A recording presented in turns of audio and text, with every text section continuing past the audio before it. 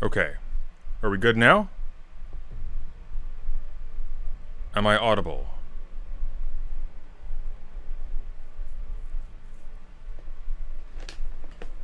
We're good now? Okay. Something happened with YouTube, and I don't know if it was the Windows update. I don't know if it was the YouTube update, because you'll see they've done something weird now with, like, dono goals and whatnot. But everything was broken yesterday. Is the audio coming in both ears?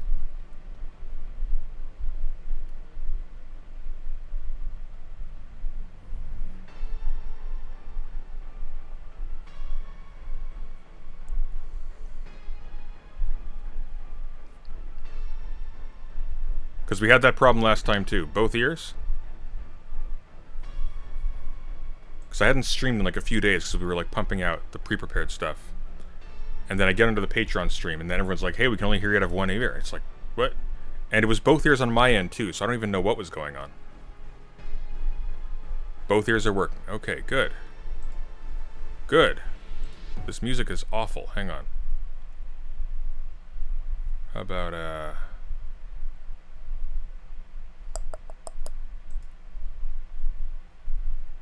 let's do... No, not that one, not that one, not that one.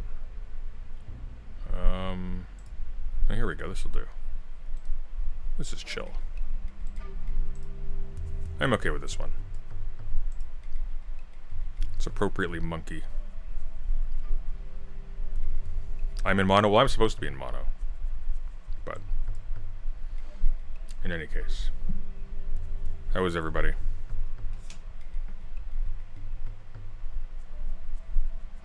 Give me slop or give me death? No, no slop, sorry. Is the oh, the pinned message is outdated. I thought I unpinned that. Remove. Why does it not unpin it after you remove it? Like it remains pinned. So silly.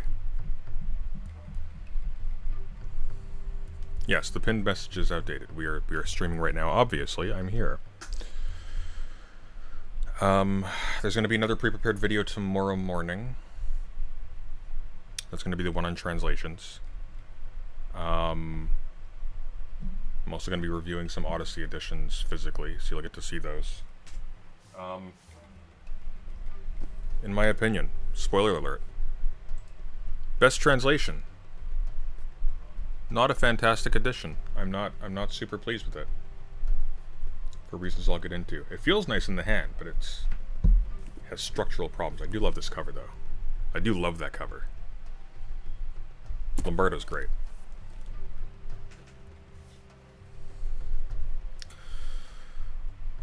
I saw an old debate of Sunday versus Infrared Haas and Vosh as the moderator. Lala was back when Sunday didn't read Bruno Latour. I mean, I was reading a lot of Carl Schmitt. The debate actually concerned Carl Schmitt. It was a terrible, terrible idea. That debate went the way it did because Brooks convinced me, Sunday, you need to try and bridge build, not bridge build, but try and be like constructive, okay? Offer a positive way forward. And the problem is that when you do that with a consummate grifter, but you know your stuff, is you end up circling the same drain for 4 goddamn hours while the pedophile moderating surfs his Tinder. It was not fun. Not bridge build with Vosh, and bridge build was the wrong word. Bridge build implies something else. I'm not bridge building with Haas. What would the metaphor actually be? Wouldn't be an olive branch. It'd be like I don't know, offer some way forward. The problem is that's dumb in that case. Brooks apologized to me afterwards. As well he should have. What debate? That 4-hour-long gong show with Haas from Infrared. Is it just me or is the chat cutting off really low? No, it's just like that. Maybe we can make it bigger though. Like that.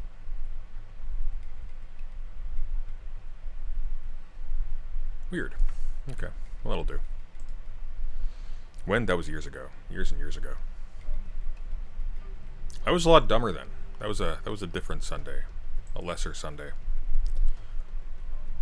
That was a Sunday that had to learn a lot of things.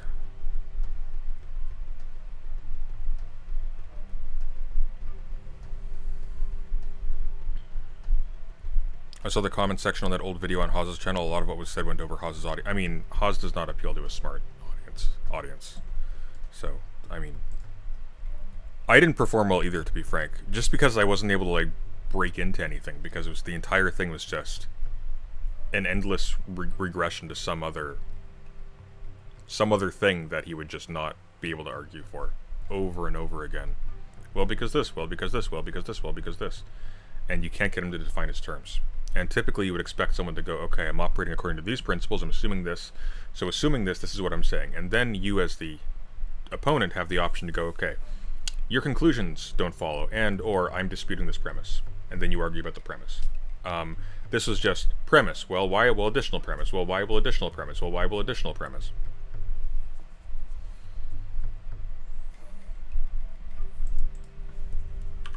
Haas isn't dead. What?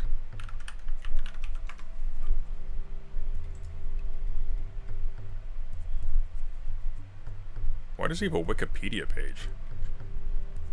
Weird. He hasn't been. In 2024, Aldin and fellow American Communist Party member Jackson Hinkle were booed off stage at an event co-sponsored by the Council on American Islamic Relations, which featured Norman Finks. How did I miss this? Huh. Anyways. Haas is thriving? I don't know about thriving. I think he's kind of operating at my level right now. Kind of in limbo. Let's see. So his current channel, I think, is just called Haas.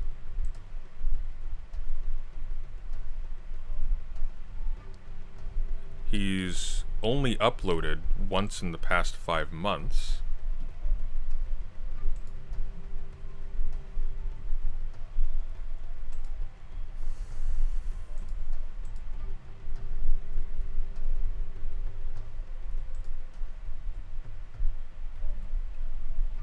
Unless there's something I'm missing. How about infrared itself? Yeah, he's been... I don't know if he's streaming somewhere else. Is there another channel I'm missing?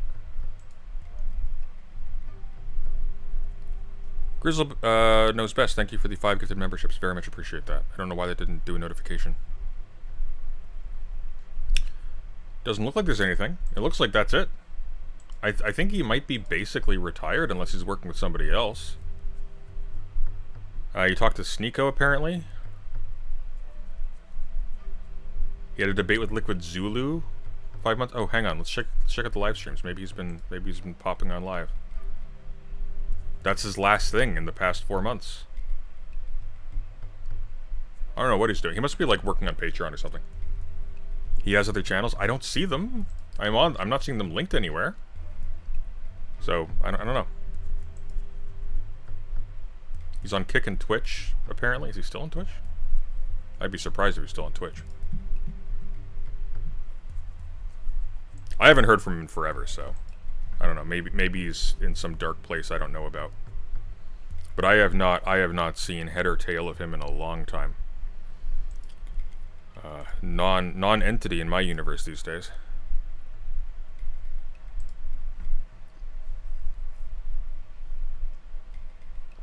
I bet Liquid Zulu is popping off more. Let's see. He's got that troll doll energy. And hair. Well, he's been doing alright. Liquid Zulu has been doing alright. Let's see. Ooh, he's been doing very alright. I mean, for what he is. Substantially good. Let's see.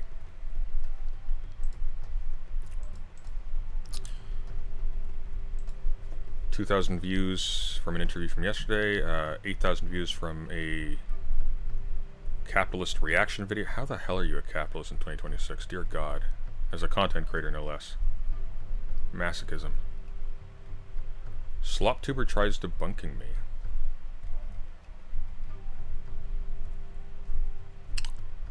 Oh, I'm so tempted, but I'm not going to.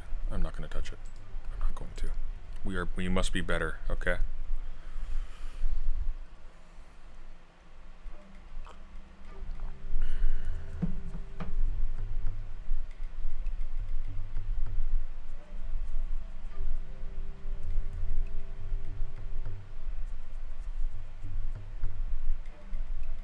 Thoughts on Caleb Maupin claiming Jackson Hinkle is a Mossad agent? They should get their money back. If so.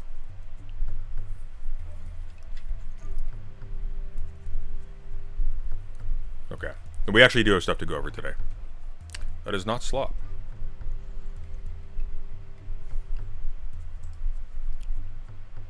As a matter of fact. We are in our post-slop era. We are not doing drama anymore. By the way, oh, you know what? Actually, while we're here, I should see if that,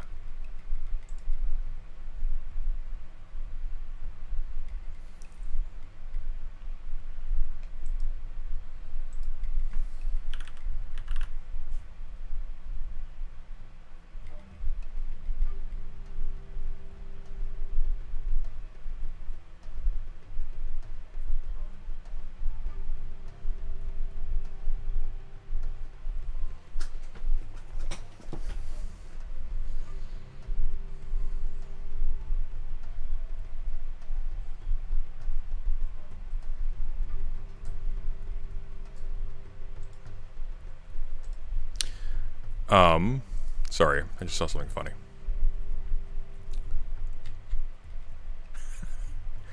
Where was I? I lost it. Hang on. I completely lost my train of thought. Oh my God. Dear Lord. Theory meter. The theory meter system is changing. The whole world is changing. Here we go. I'm going to download the new theory meter file.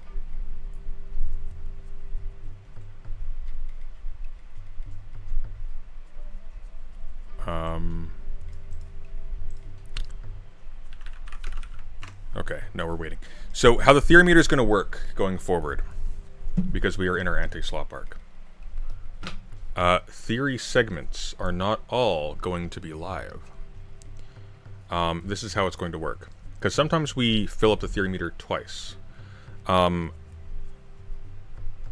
we fill up the theory meter, that is when we get super chats with the word theory or squid in the donation, and we get to $100 in theory. Currently we're at 62, so we are 38 short. Rather than simply skipping to a theory segment, that will prompt a vote, and the vote will be on several choices. The first will be a 1 or 2 vote. Pre-prepared theory segment for either prime or dark, depending on whether or not it's bad theory or good theory. The dark channel is going to be the bad theory place going forward. And then you'll get to vote on what it is. And sometimes that'll be a reaction to a live video, but it will be pre-prepared. Now, however, we will still talk about the subject matter of that and plan out what that video is going to be, and look at some of the stuff I may be reacting to if it is a video I'm responding to. But the product will not be an hour-long theory segment. That segment will go as long as it needs to go, whether it's 30 minutes or 3 hours, however long the interest is. The product will be pre-prepared video essay, essentially, of your choosing in the fireside chat format, which I think is a pretty good deal, personally. It also brings in more views, and people like that more. It's better, and it's more fulfilling for me. I get to actually write something that's a lot more interesting than just spending 3 hours as an obligation reacting to something that may not merit 3 hours and or would merit more attention to do properly, right? I'm also going to be revisiting old bad theory segments from the past, and some of the old theory segments too, and I'm going to be turning those into fireside chats also, because there's more interest there. You can engage with it a lot more carefully. You can present something more digestible, and it's just more fun than just looking at my mug the entire time.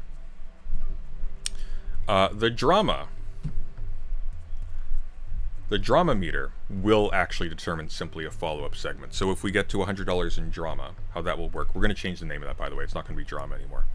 It'll be something else. But when we get to $100 in the other value, then we will skip to a live segment. And that's how that will work. And I think what that will probably be is the drama meter will extend stream by an hour. I think that's probably what we'll do. The drama meter will extend stream. And then we'll take votes as well on like what the next content should be, if there's not like a plan, right? The slop bucket? I don't like slop bucket, because we're still not doing slop. We will cover like sometimes trashy politics, but we're not going to do slop. Slop is, as I talk about in my previous video, slop is not bad political content or bad theory content.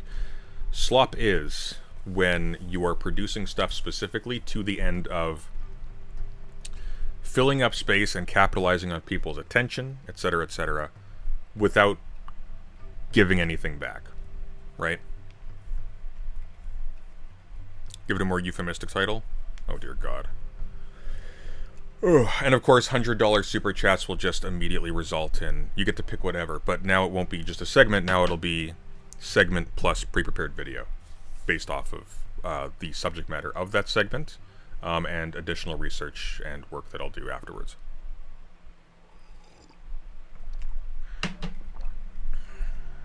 The trough? Oh, that's giving me a PTSD episode. That's what that's doing.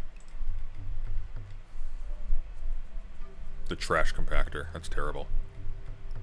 Anyways, that's what's changing. So we're going to revamp this a little bit. As far as the stream schedule is concerned, we're going to be doing fewer but longer streams on Prime. So either 2 or 3 per week.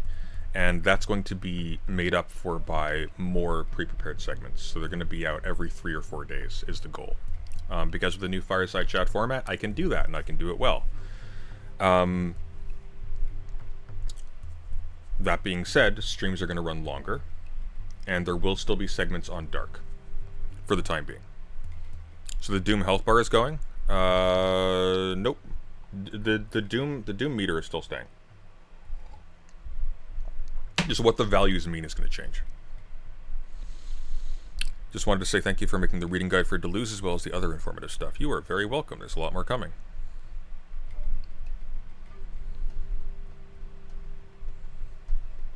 So we're probably going to be making that transition this week. There will be pre-prepared content on the Dark channel as well. By the way, guys, this channel supports 2 people financially. 75% goes to me, 25% currently goes to an editor. It's going to be more in the near future once my half becomes more sustainable.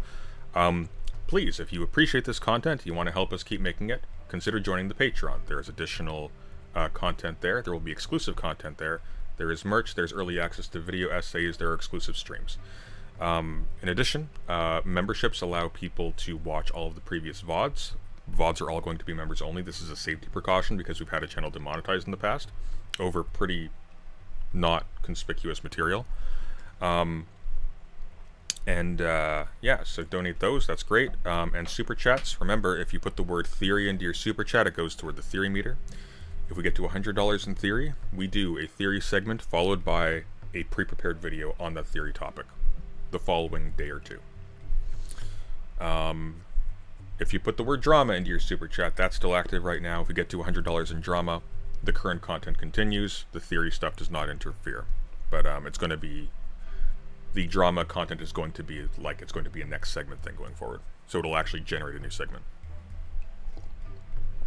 What do you think of the Marquis de Sade? Theoretically very interesting. Don't recommend his books. Although that's a matter of taste. I feel like sometimes taste is correct. Okay, here we go. We have talked enough of these things.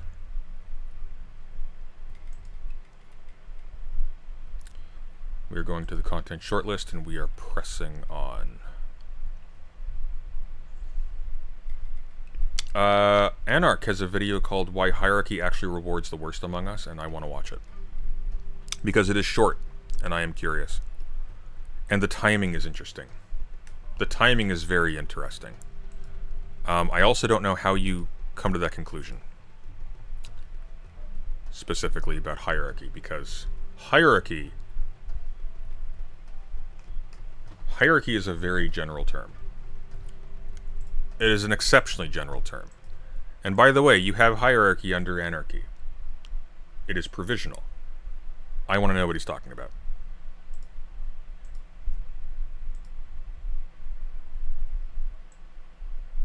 By Furious says, the biggest challenge I have when debating people is overcoming this idea that humans are inherently selfish and can't be trusted. It comes up in nearly every conversation. It's heartbreaking and frustrating. You know, it's interesting because I don't think it's true that humans are inherently selfish and can't be trusted. But when I have those conversations with people, I take a different tack. Rather than trying to convince them that humans aren't selfish or are trustworthy, instead what I do is... Cat. There's a cat. I take a different approach, and what I say is, let's just concede that that premise is true.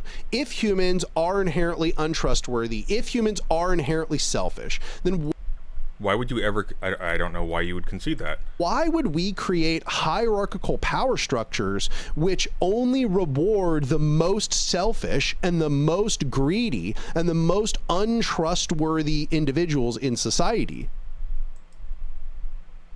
I forgot, he's dumb. Well, I'll tell you,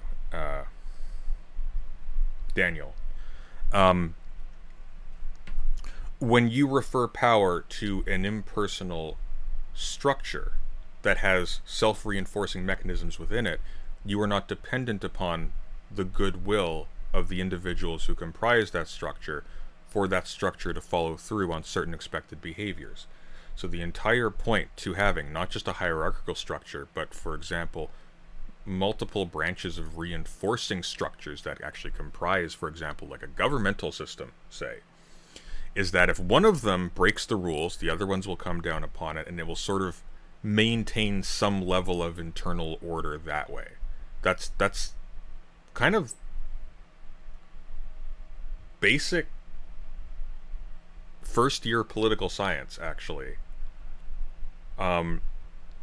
Like this is the most basic political philosophy take you can. I don't know how you know this. The entire point is that the entire point of those structures is as a corrective to the untrustworthiness of other human beings based upon interest.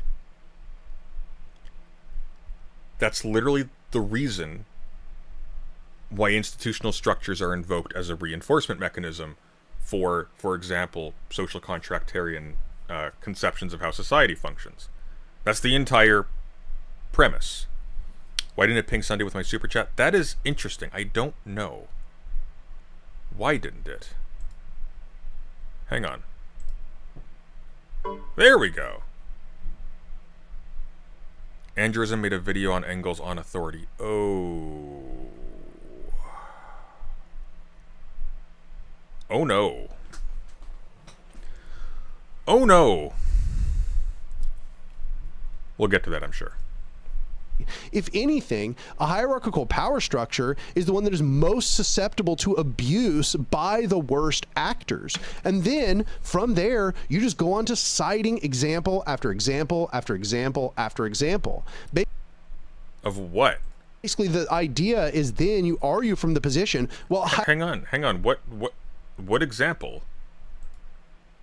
Just the fact of bad things happening within a hierarchical system, that's not a comparative statement. Hierarchical power structure inevitably will be staffed by the most dangerous people, and those dangerous people will be probably the most possibly dangerous people, because those are the ones that were those are the beans. Most greedy, most selfish, greedy beans. Most Machiavellian, most deceptive.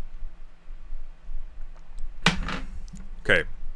If I want us to purge one thing from our vocabulary this month, as a disciplinary measure, never use the word Machiavellian again to refer to someone who is simply duplicitous, because that is not what Machiavelli is about at all.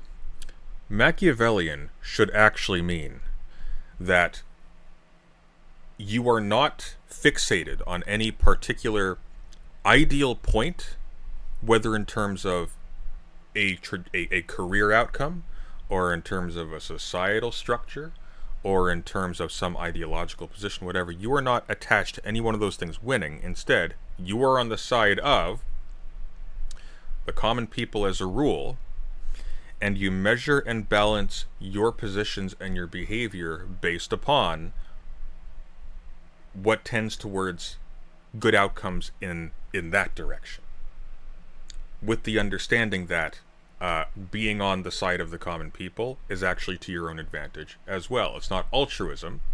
It's you are identifying with this part of the world as opposed to this fictional one inside of your head. Machiavelli gets a bad name largely by liberals and reactionaries who don't understand him because they don't bother to read him or read him on his own terms. And those people in a hierarchical power structure already have a system that's set up for them to exploit.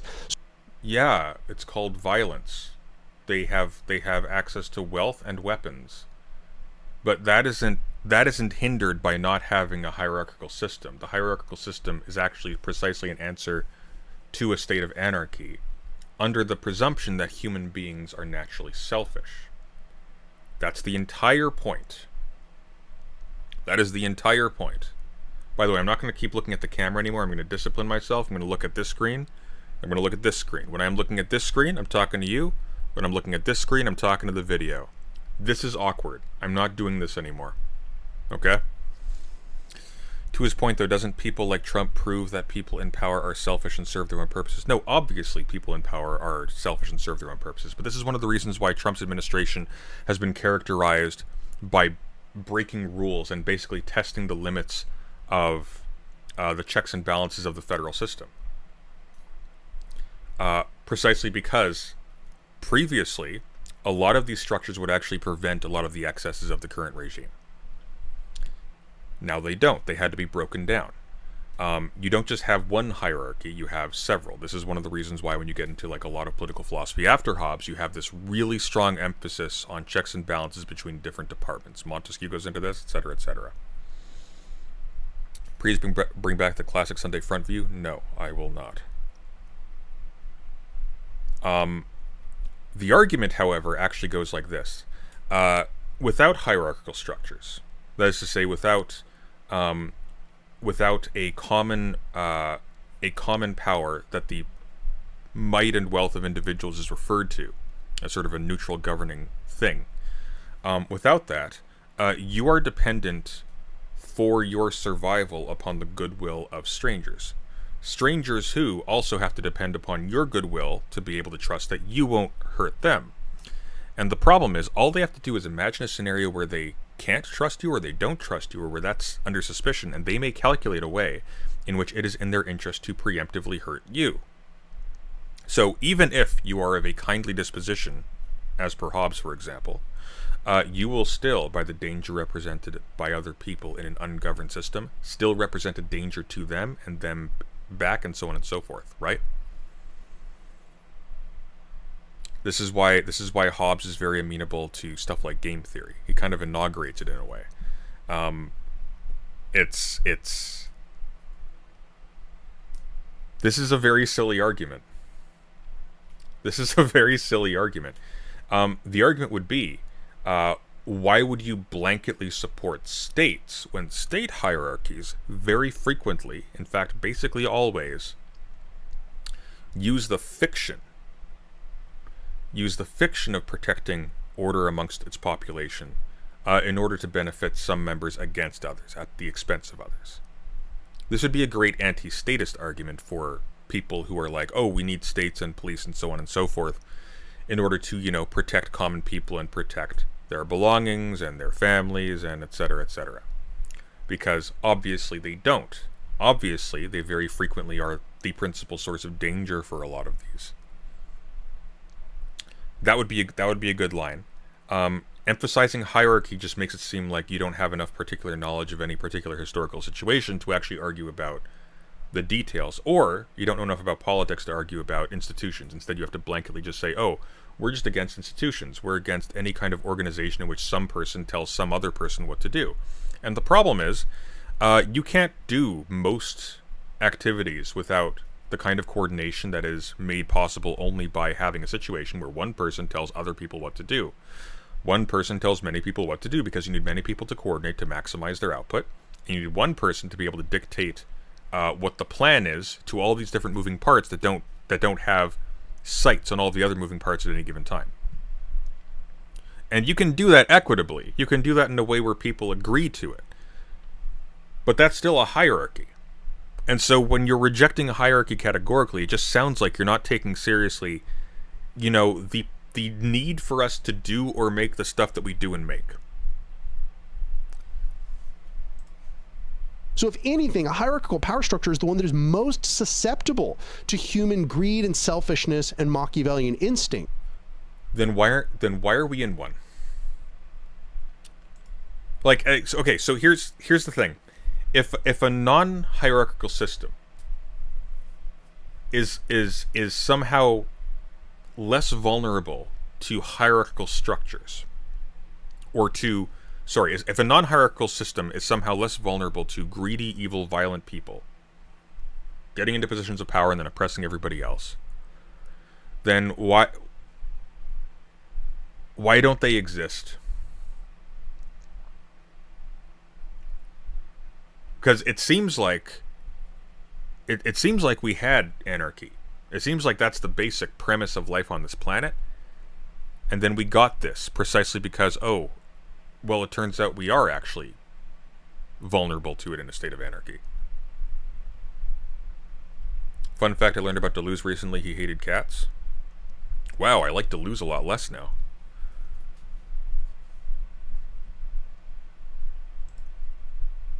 If you want to create a system that is least susceptible to those instincts, that is horizontal power. Horizontal power between what? Horizontal power between what, Daniel? Horizontal power structures are the systems that are least susceptible to those Machiavellian instincts. How? Because in order for those people who have those highly authoritarian tendencies, who have these deeply selfish and damaging tendencies, those people have to now actually convince large groups of people to agree with what they want to do. No, you don't. That is a very silly thing to say, Daniel. Because actually, you don't need to convince very large amounts of people to agree to do what you want to do. You just have to convince a few people. And then you outnumber everybody else. And now all of a sudden, you have a whole bunch of people who are doing that for you. Bada bing, bada boom. Now you have hierarchy once again, but now it's based on charisma as opposed to formal structures. Now there are none of the disadvantages to, for example, some kind of tyrant from just running roughshod over somebody else, because there was a reliance instead of on some system of rules and some system of checks and balances. Instead, you just have some person who has managed to acquire a mob, which is not hard to do. People have done that for a very, very, very long time before states. Dear God. They have to go to councils and assemblies, hundreds or thousands of councils and assemblies, and convince all of these people that they should give away their power to that individual. No, you don't. You need to go to enough where you have enough people to convince them to take away the stuff from other people without conferring with their councils and assemblies. And then when you do that, you can do what the Persians did and say, hey, tell you what, join us, you can take a cut of the plunder, we'll make you guys great and powerful, you just have to give us a little bit of tribute, okay? Like, send us some fighters to our forces, and you'll be great. Just do what they did, like earth and water, okay? That's all. Silly. That is much, much more challenging than just getting elected, for example. What do you think about the recent socialist surge in American electoral politics? I think it is a lot more aesthetic than people are... I think people are being unserious about how they're talking about it at the moment. I think what has happened is there is a very strongly felt need for some kind of change, and the liberals in the Democratic Party have done a very bad job, or a very good job rather, of exposing just how utterly disconnected they are, both materially and intellectually, from the actual wishes of Americans. And I think some people are capitalizing on that. It's a good thing in a certain sense, in that there is that felt push now, but it's fundamentally pressure that will be felt by the Democratic Party and acted upon by the Democratic Party, and there will not be some kind of socialist turn in American politics as a result. Case in point, most of the major candidates now that are capitalizing on this socialist turn are being very adamant that they are not socialists. They are playing very much into a culture that considers socialism to be a dirty word. They are capitalists. And they are playing a slippery game. I like Mamdani as far as politicians go, which is not saying very much. Extraordinarily manipulative in his treatment of the Palestine issue.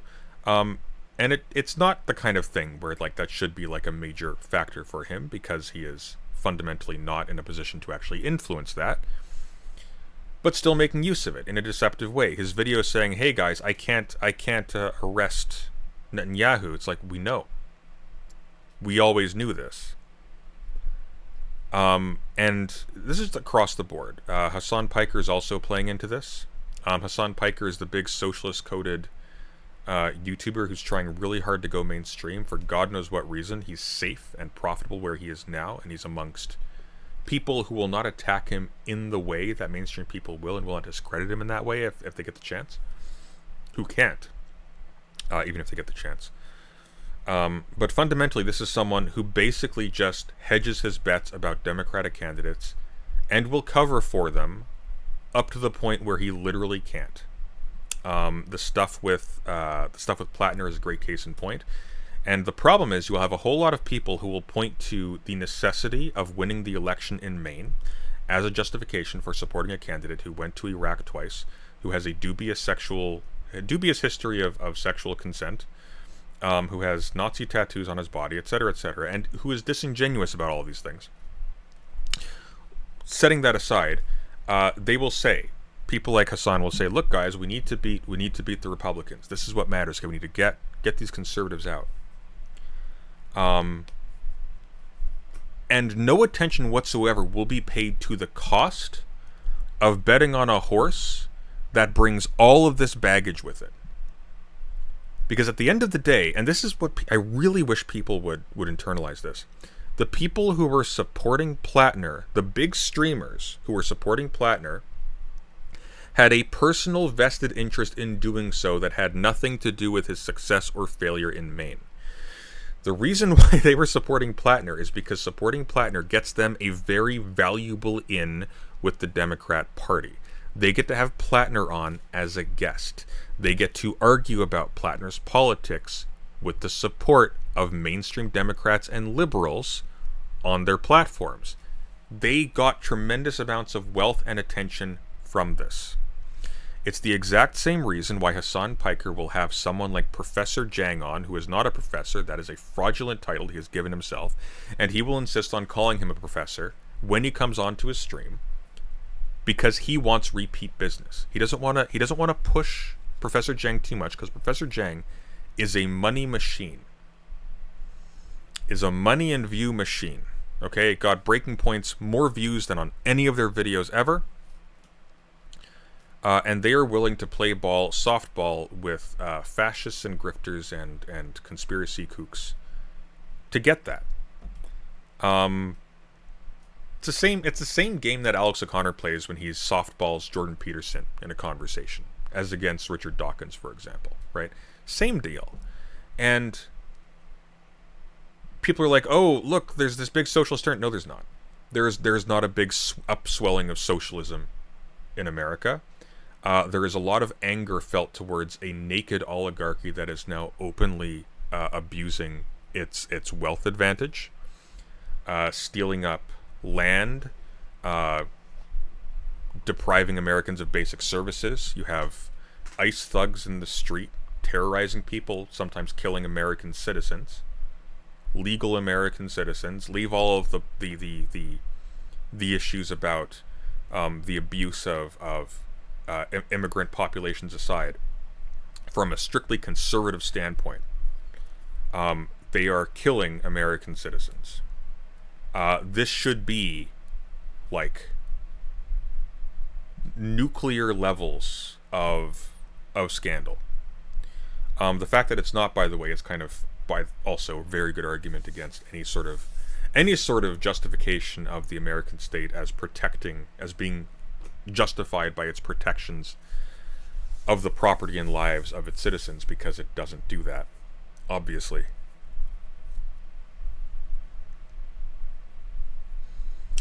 Sunday, have you read We Have Never Been Modern on stream yet? No, I haven't. Maybe we will sometime. We're doing Haraway at the moment, but we should. Especially in light of everything we've just been talking about, the Hobbes stuff. That actually dovetails quite a bit. So yeah, long story short, in answer to your question, there is no socialist upsurge in America. That's not a thing. Only at the most superficial level. People are saying it. Saying it doesn't make it so. Right? Getting elected is something that's so much easier and is so much more rewarding for the worst actors than actually having to go around and convince, assembly after assembly after assembly after assembly after assembly to delegate them into positions of unaccountable power. That's way harder. And so therefore, a horizontal power structure. This also weirdly suggests, for example, like there weren't oppressive power structures amongst tribal groups, like between them. Which is obviously not true. It's just weird. It's a weird level of ignorance. It's like, and it's probably because he's just taking questions, so he doesn't spend time reading about this stuff. He doesn't think about it. Like, pre-contact America, FYI, had slaves, lots of them, up and down, all across it. There were slaves. There were kidnappings of women, sexual assault rampant. There was warfare, all that stuff. Now, right-wingers will make the insane argument that therefore colonization was just more of the same. It's not, for a couple of reasons. The first is that the slavery of Native American groups is a little bit obviated by the fact that they got first decimated and then Americans brought over, and by Americans I mean Europeans, brought over huge amounts of kidnapped slaves from elsewhere, and then also enslaved the natives too. It's like, yeah, sure. Yeah, there were slaves on the West Coast where I am right now. I mean, not right now, obviously. There were slaves on the West Coast. That kind of stopped, though, didn't it? Like, that's not really high up on the priorities here. If the British came over, and we're like, yes, we will. Can we? Hey guys, you cool with us if we just plant ourselves over here? We won't extend past it. Promise. We'll be great trading partners. We'll be nice. Yeah, sure, cool, okay. Hundreds of years go by and everything's hunky dory. Nobody's like stealing land or whatever. And hey, I couldn't help but notice some of those guys over there. They don't seem very happy, and they seem like they're kind of being abused. When we talk about like your slave system over there, you could have that argument. Unfortunately, what actually happened is they came over and killed and enslaved and stole. So you don't really get to make that argument. But long story short, like, the tendency towards exploitation is very old. I'm not going to say it's natural. I don't like that phrasing for various reasons. There are philosophical problems there. There are anthropological problems there. But it is very old, and it's not hierarchy that facilitates it. Hierarchy is established by force, and by forces. So unless you account for those, simply talking about hierarchy like it's an option amongst others is a little bit ridiculous.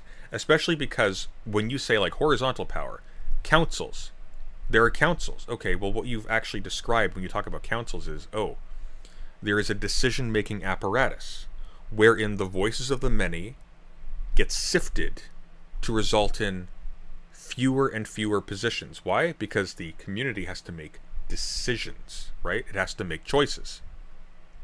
Are we doing this or this?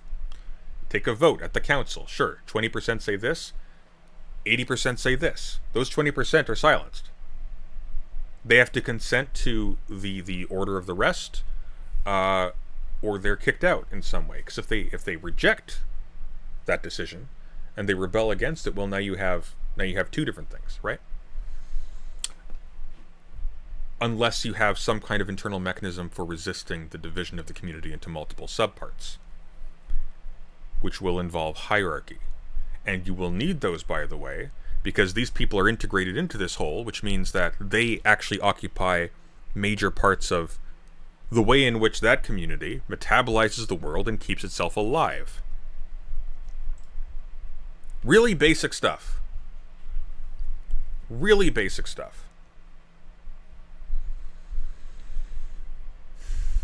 Is actually the one that is built in a superior way to prevent abuse by hierarchical exploiters. And that's the position I take. Hierarchical exploiters.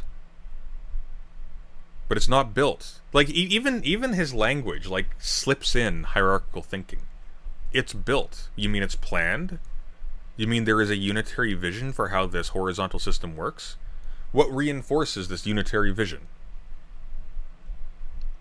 Like, hierarchy doesn't just exist at the level of powers. Hierarchy also functions at the level of the concept of how the thing is supposed to function.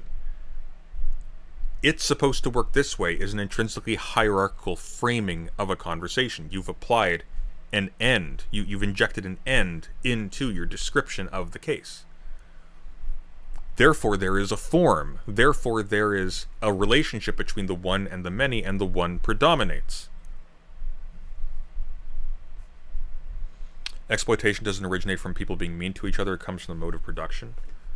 Not necessarily. I mean, exploitation is a mode of production. I wouldn't say it comes from the mode of production. Exploitation is a mode of production, right? In very reduced terms. hierarchy comes from the division of... Hierarchy comes from a bunch of things. It can come from a division of labor. It can also come from enslaving other populations of people. And then even if that relationship of enslavement alters in the future, the economic relations between these two different communities maintains in some degree, right? People from this oppressed community end up occupying areas of the lower classes. They do laboring work and so on. America is a great case in point for how this happens.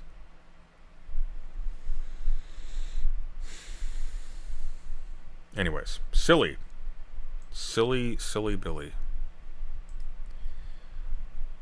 This is why I need to do a video on why leftists should read Hobbes. And it's not because I want you to be Hobbesian. It's quite the opposite. You need to read Hobbes so that you know what Hobbes was doing, so that you know how you're already doing a Hobbes and you don't know it. And also, so you know what Hobbes actually offers leftists, because he does do something important. You don't think of politics in terms of consent until Hobbes. Kind of a big deal, actually. There is no consensual basis for politics in political theory prior to Hobbes. It doesn't exist.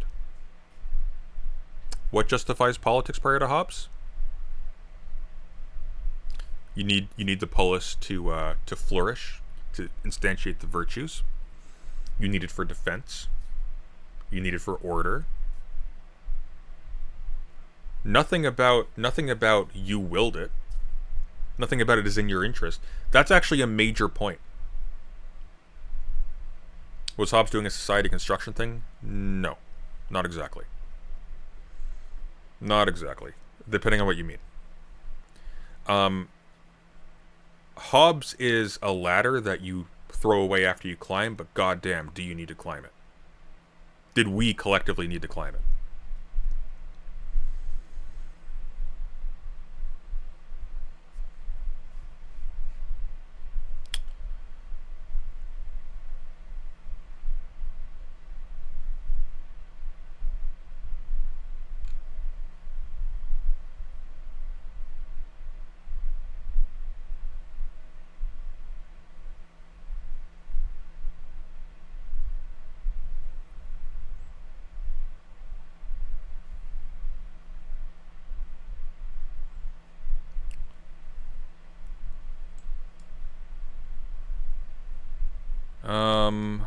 Why leftist YouTube is dead, anarchist destroy... Oh, we saw that one already.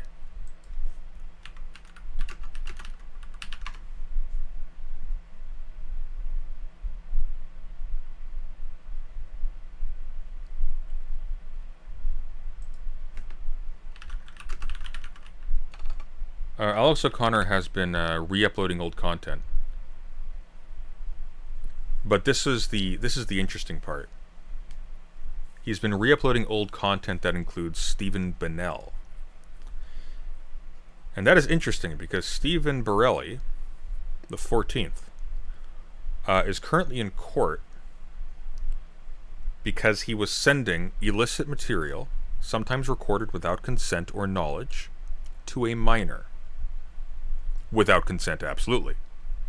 The deposition, by the way, was released recently, and it is funny. But this is interesting.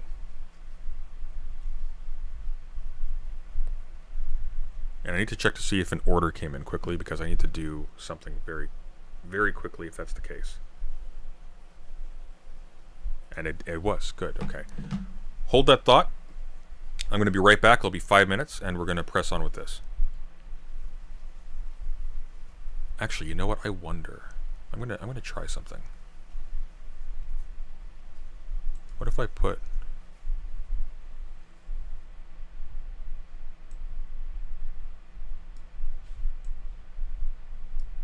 Nope, that doesn't work. No, that was not a good move. Okay. We're sticking with this.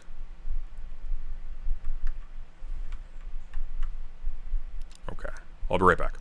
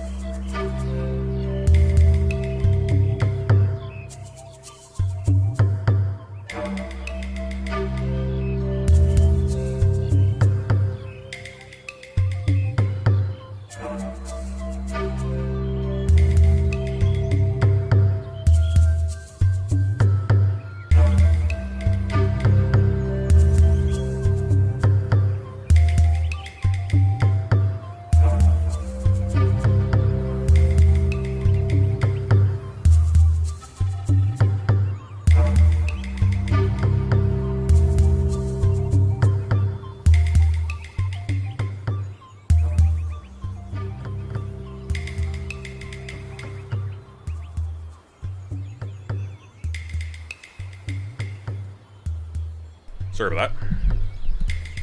Ow! I just got my finger caught in the arm here. Oh, I gotta be careful about that. Damn, that's never happened before. Ugh. Ow. Alright.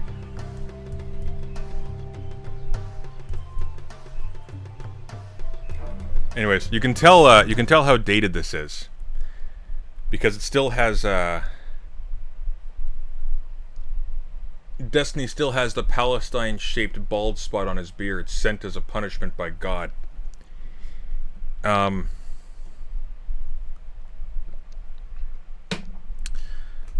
and Destiny reveal what Jordan Peterson is really like off camera. I don't think I've seen this. I'm a little curious, but I'm not going to watch it because this is garbage. I just think it's noteworthy. I just think it's noteworthy that already, as predicted, people are already rehabilitating his image for the clout, which I find kind of fascinating. And it's weird because when I survey the kinds of people that are succeeding on this platform, it is a marvel that Destiny is not up there with the worst of them, because he, by all rights, should be. It's insane. It is actually insane.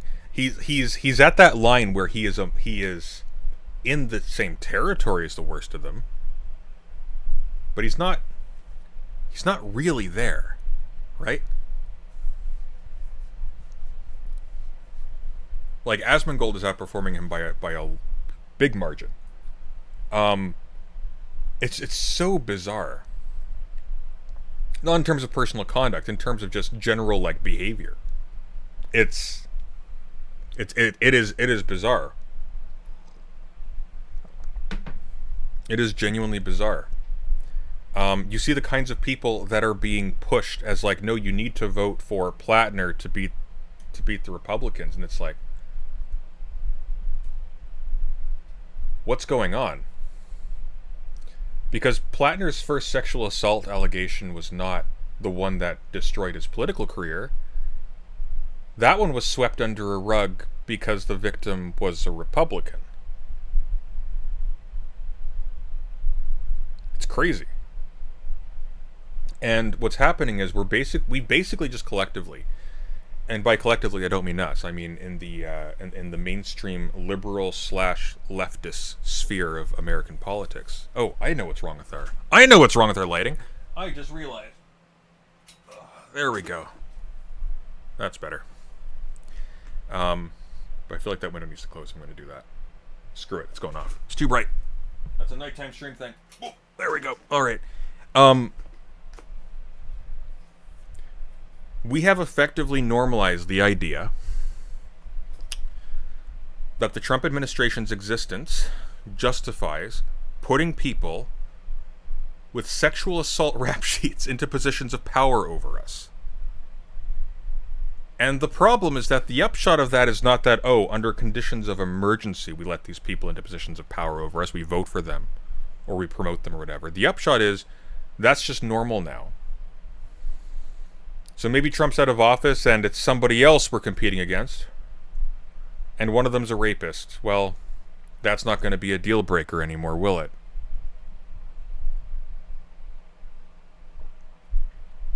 That's what's going to happen.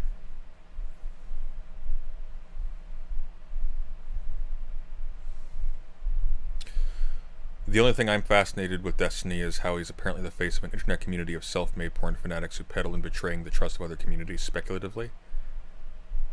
I mean, that's not that fascinating. He built up a big cachet in terms of, like, if you're a successful streamer, who do you get the attention of? And if you're in Twitch poll, your options are limited. And so that is, and one of the things that Destiny was very smart about is he made his door open to small channels, which meant a whole bunch of people came into his orbit very quickly, because that was a condition, or at the very least, a low threshold condition of immediate channel viability, immediate success. To be fair, was it ever a deal breaker? Yeah, it was. People have had their careers online ruined for stuff that doesn't even approach what Destiny did. By a long shot.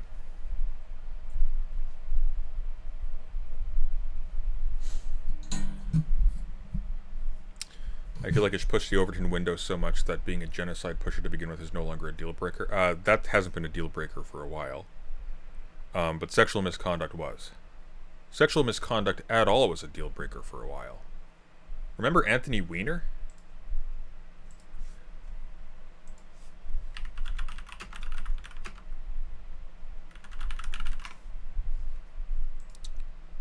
Anthony Weiner was destroyed. He was registered as a sex offender, and he was in jail for is it 21 months, right?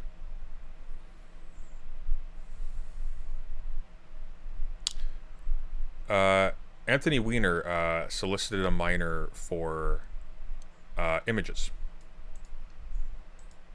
Destiny tried to fly one to his house. Destiny still has a career. Think about that. Just think about that for a second. Destiny still has a career. Destiny sent a minor images of other people without their consent, which then got leaked to millions of people. And in the course of sending these things, he offered to fly, at his expense, to fly this person to his house. We have the messages.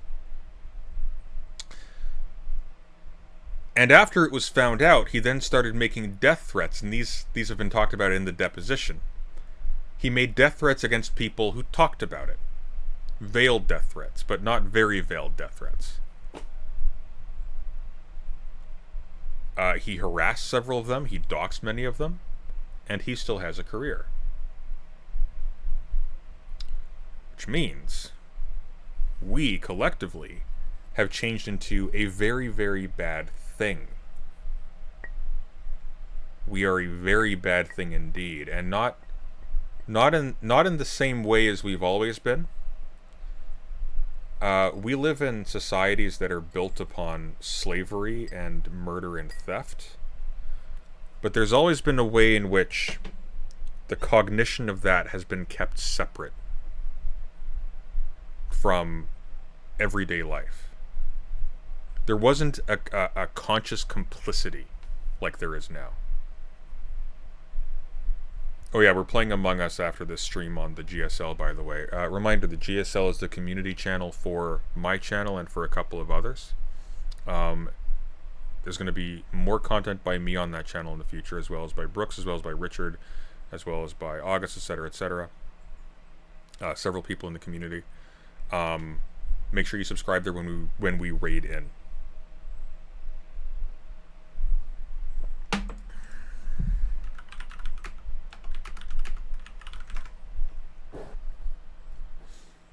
What about Mohammed Al Sayed? You mean the Egyptian épée fencer?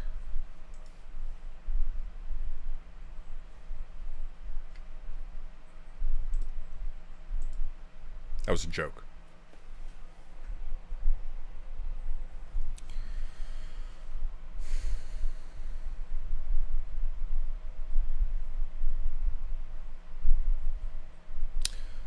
Internet also convinced a lot of people of the unreality of things. No, that's not it. That's not it. That's an excuse. So you can always look up and find out these things. The Jason Arde thing is a great case in point. There are articles now flying around that are trying, in all seriousness, to say, oh, he was framed. All of this is false. And the problem is that we have mainstream reports that actually show Arde walking back his own claims.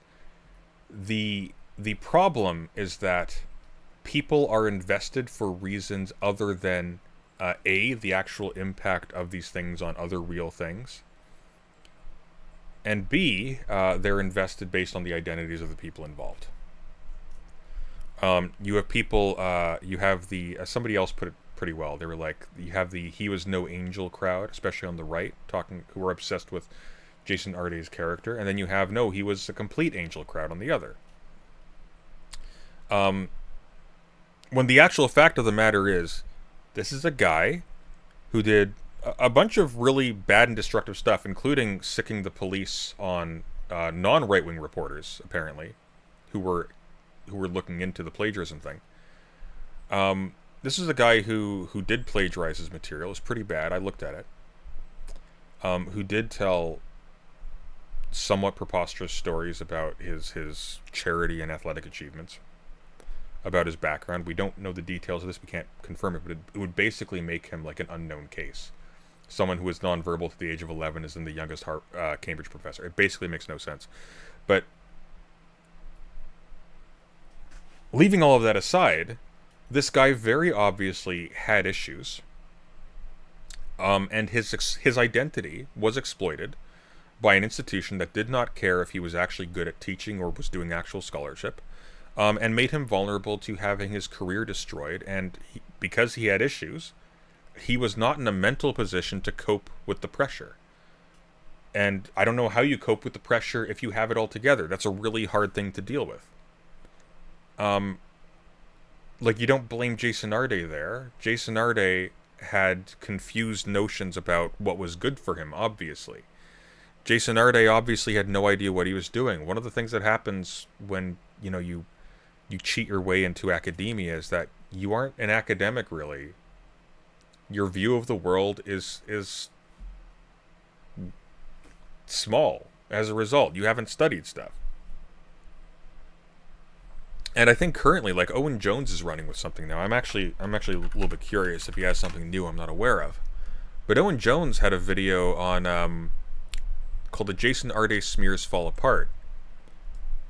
And I find this fascinating because there was a Middle East Eye article that, well, it does some weird stuff. And I have a suspicion that this is where Owen Jones is taking his information from, because Owen Jones is not what I would call the picture of a careful commentator. Just to give you a taste of how bad this article is. And again, I don't have it in for our day. Okay, I find this story sad. Like, I think this is probably a reasonably gifted person in some other ways. He obviously had charisma. He had children. He had a wife. Who was in the wrong place because of a corrupt institution.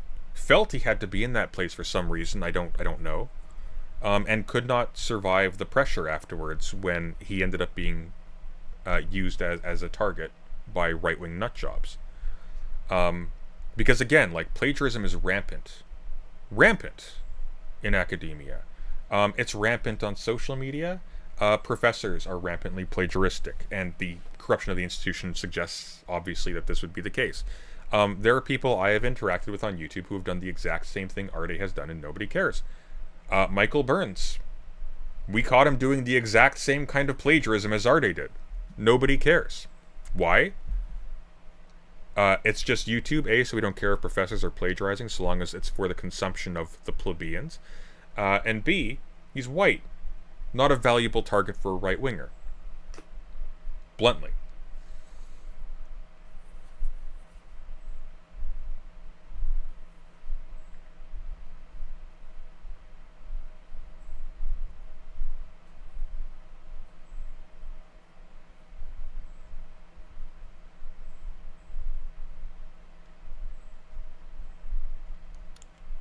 I want to see the plagiarism claim. This is the article, right?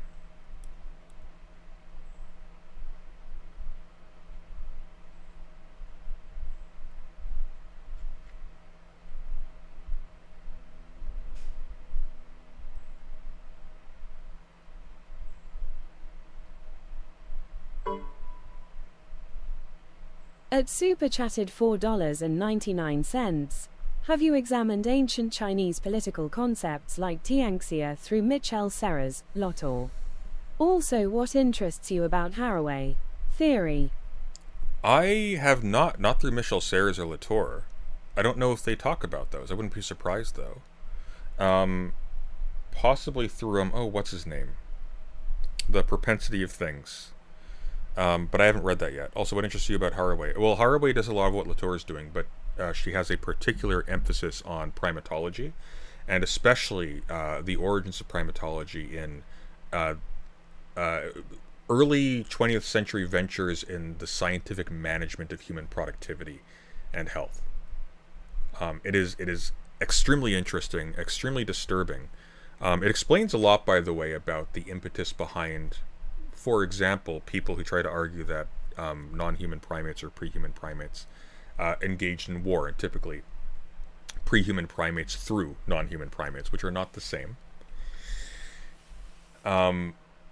Because it allows you then to start manipulating human societies using non-human primates as a window into human nature.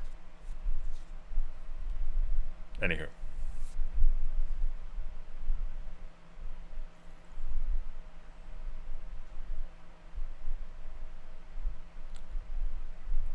There was I don't know if it was this article. It doesn't really... Oh, maybe it's this one. That just goes to the Middle East Eye. Hang on. Where's the analysis?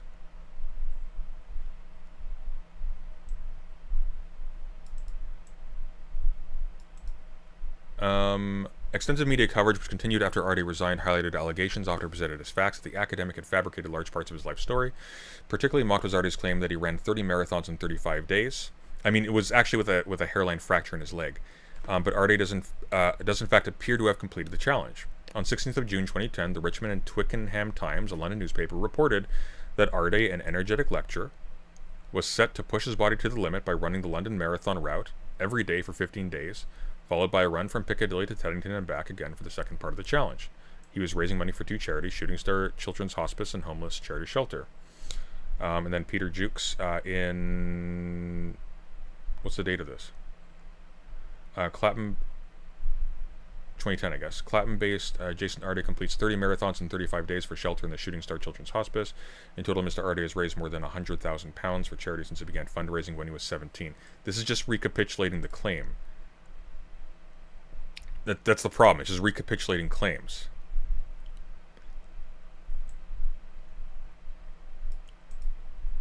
And he already walked these back. Like, he refused to elaborate on this, so it's odd. The news outlet My London ran a story saying Arde, a Richmond College teacher, was taking on the challenge of a lifetime by attempting to complete 30 marathons in 35 days between 19th of July and 22nd of August. These are just claims. There's no verification of this. It's like, dude. And then we just drop it, I guess. Shooting Star's director of fundraising and marketing, Kim Darton, cycled alongside Arde on one marathon, which was done in the early morning. Like, the thing of it is like, people aren't claiming he couldn't run. He was obviously very fit. It's like, the claims were kind of absurd.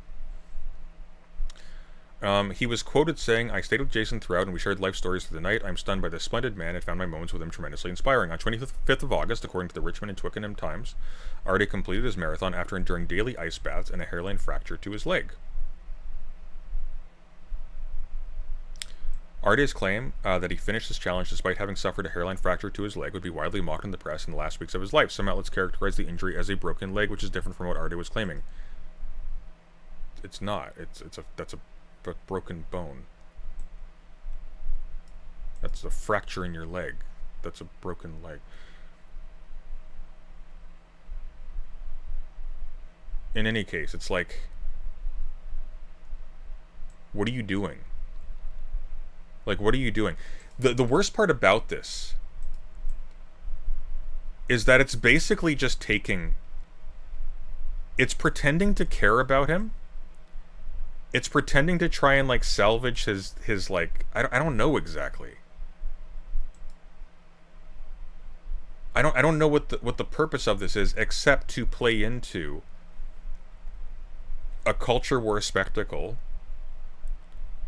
that just extends. It just keeps it open for longer. Because what's the upshot of this going to be?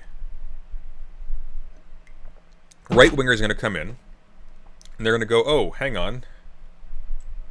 None of this proves anything." And then they're going to argue about that. And then eventually what will happen is, oh, there was no substantive proof of the claims, and he was still a plagiarist. So what's going to be left behind is like, oh, for the next time this happens, and a bunch of people defended it for identitarian reasons, so we can dismiss now the people defending this later case.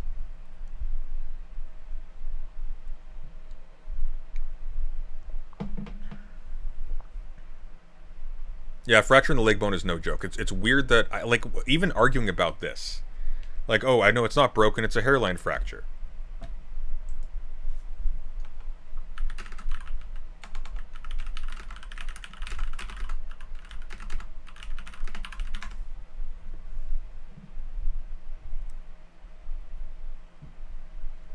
It's also weird because, like, a hairline fracture is a broken bone. Like, definitionally, it's a broken bone. Now, it doesn't mean that you have, like, your leg bone, like, poking out through your skin, like in some of those horrific videos you see of, like, skateboarding accidents. But it's a broken bone. He was running on a broken leg. This is like a distinction without a difference. Like, just in medical terms. Maybe it's different in the UK, I don't know.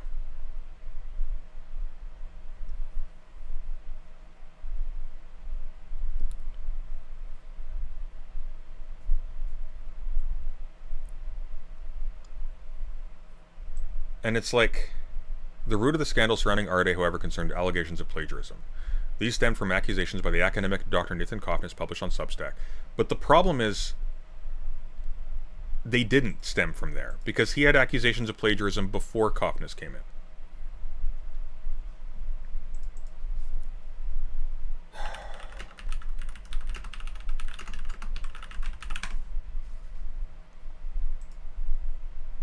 This is from August 6th. BBC. The head of the Metropolitan Police said his force should not have investigated a journalist who was looking into plagiarism claims about a University of Cambridge professor. Met Police Commissioner Sir Mark Rowley said officers dropped the ball, quote-unquote, when they looked into a complaint made against journalist Jack Grove over his attempts to contact Professor Jason Arde. Sir Mark told broadcaster LBC the complaint should have been screened out earlier on as not requiring investigation. Arde, who resigned from Cambridge on Wednesday, has admitted errors in his work but denied plagiarism. By the way, you would never resign from a professorship over false accusations of plagiarism because you can just show that it wasn't plagiarized. How you would do this is you would show your original work and you'd go, look, I have cited these properly. That's how you do it. That's all. Like, there's not even a debate here. Like, this isn't like a matter of opinion. The reason why we have standards in terms of citations is precisely so that you can show exactly that you did your due diligence. It's like... And there's this weird notion as well, like, oh, the media did something bad by writing articles about this. No, they didn't. There was public interest in this before the media started covering it. It wasn't the other way around. The media, under capitalism, produces stuff that generates clicks for money. That is their job. That is what the entire thing is structured to do. Your issue is not with the media. Your issue is with capitalism. Your issue is with a society where every single thing is done to maximize profit, not with any mind towards the actual impact of the material upon the community as a whole. That's your problem. But given that that's the case, that's what the media will do. So the issue here is at the institutional level for allowing someone who was not appropriate to the position to have a position, and then to cover up accusations of plagiarism that were valid. And it doesn't matter where it comes from. In fact, to the extent that it does matter where the plagiarism accusations come from, it's actually kind of a big deal that he was protected in this way, because this scores points for a right-wing nutjob. That's bad. That is bad.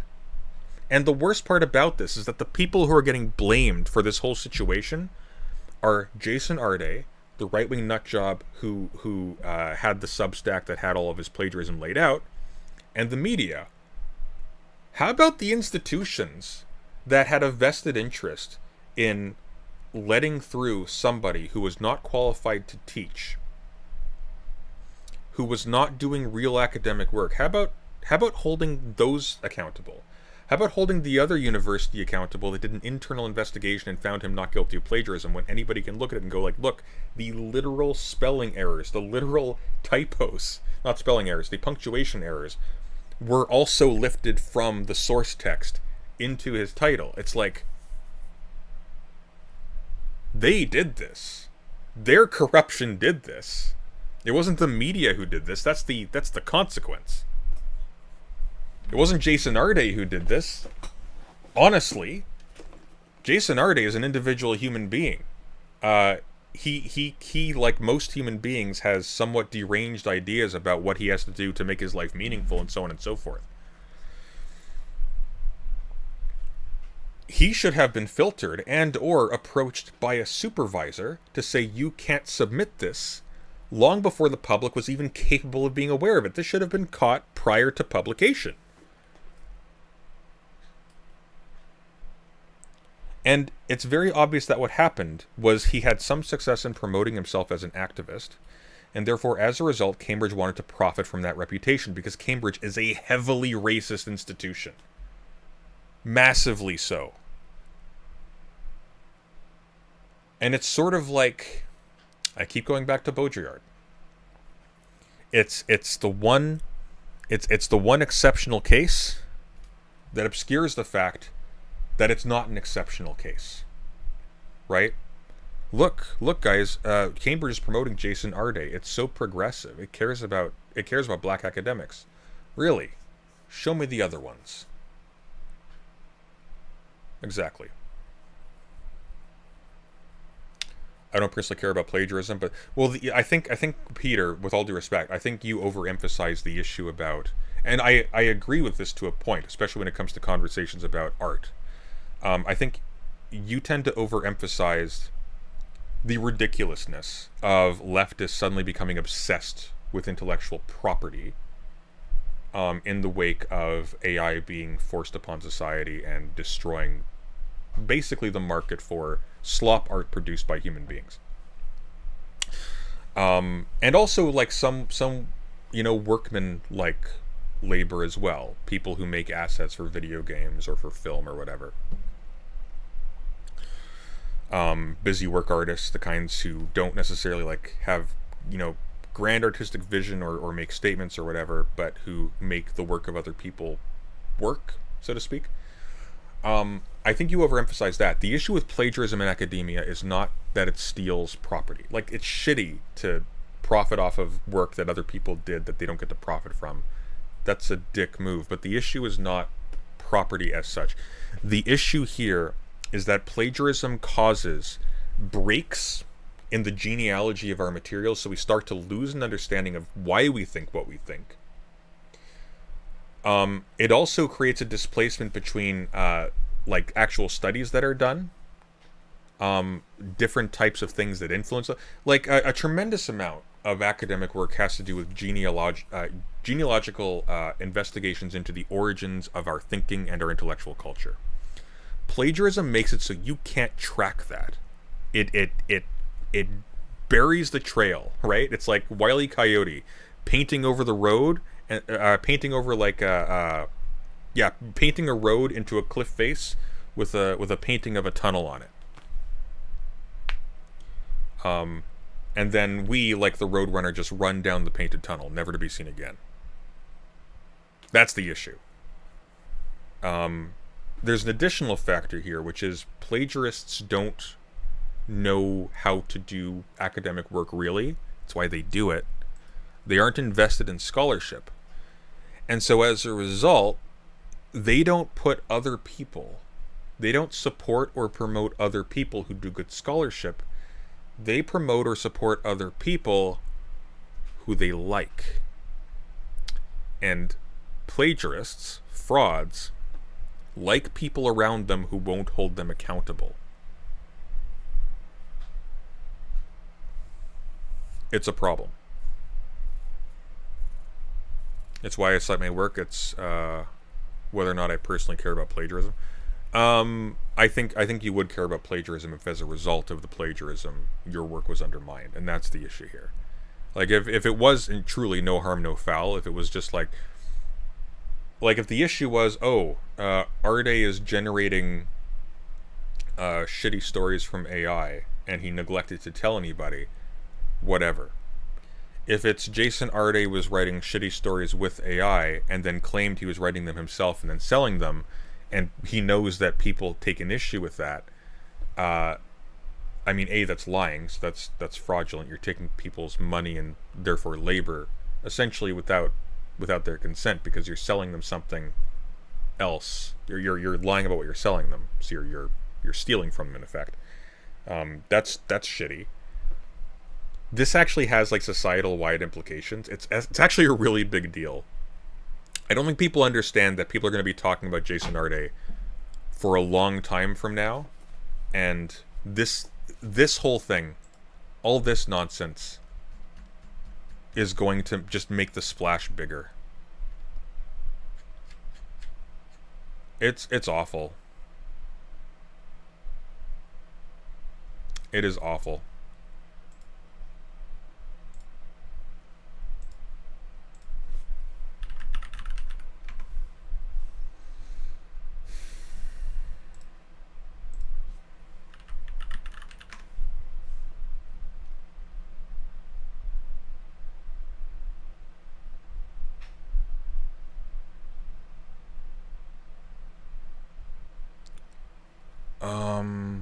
Where was I reading this? This is bugging me. This is gonna bug me.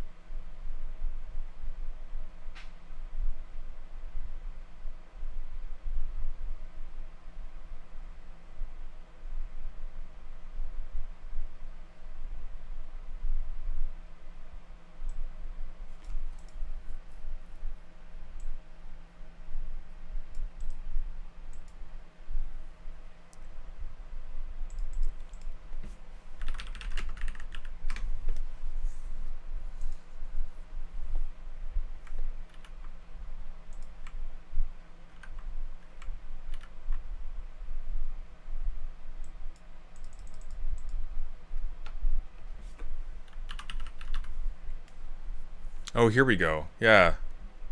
This is what I was looking for. Yeah, so look at this. I read this a little while ago and it drove me nuts.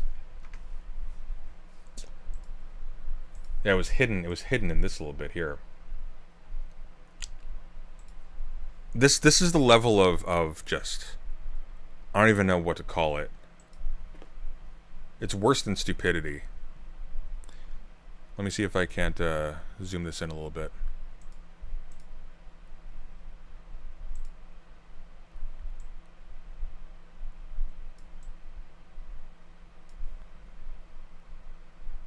Byline Times found this week that the publicly identifiable charities Arde was associated with had a combined gross income of more than £1.4 billion to £1.5 billion, suggesting his claim of $5 million in collective fundraising is plausible.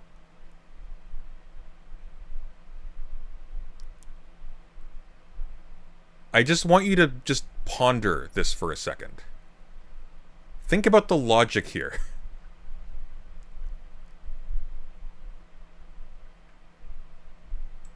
Like,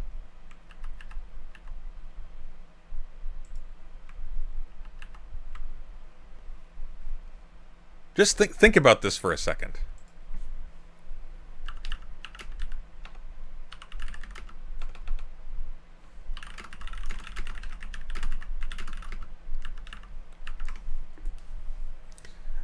Walmart generated, apparently, according to Google, $681 billion in total revenue for the fiscal year of 2025. Which makes it perfectly plausible that I spent $100,000 at Walmart. No, it doesn't. That vastly exceeds my economic activity for 2025 by a long margin. Like, why are you doing this? It would be so easy to just go, hey guys, look, regardless of what took place, we need to talk about the fact that there was no off-ramp for this guy.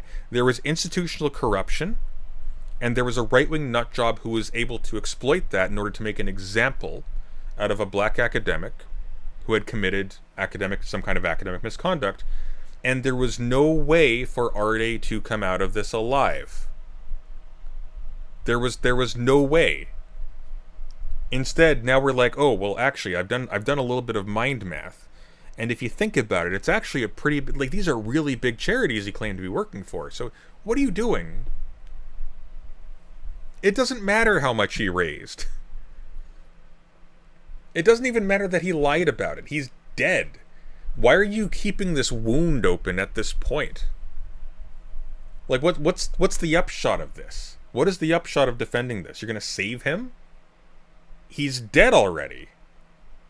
That's the problem. There was no way to address this without horrifically maiming this person at a psychological level. The amount of money wasn't the issue, it was he was taking credit for it until he said it was a collective effort. He did also walk that back. He said it was a collective effort, not him.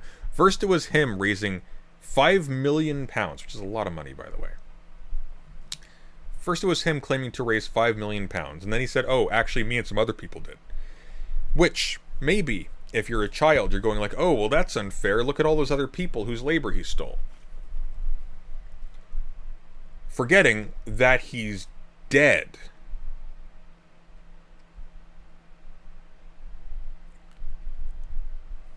So, why are we fixating on this? Well, because this is content.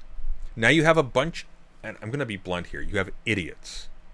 Callous idiots who think they're leftists, but they're not. They're reactionaries who have bought into leftism as a brand, as an aesthetic.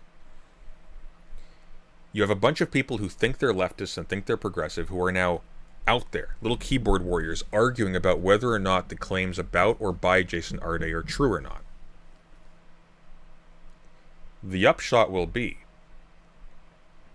that the worst people in this story, the Coffnesses, etc., and the institutions will be able to profit from this.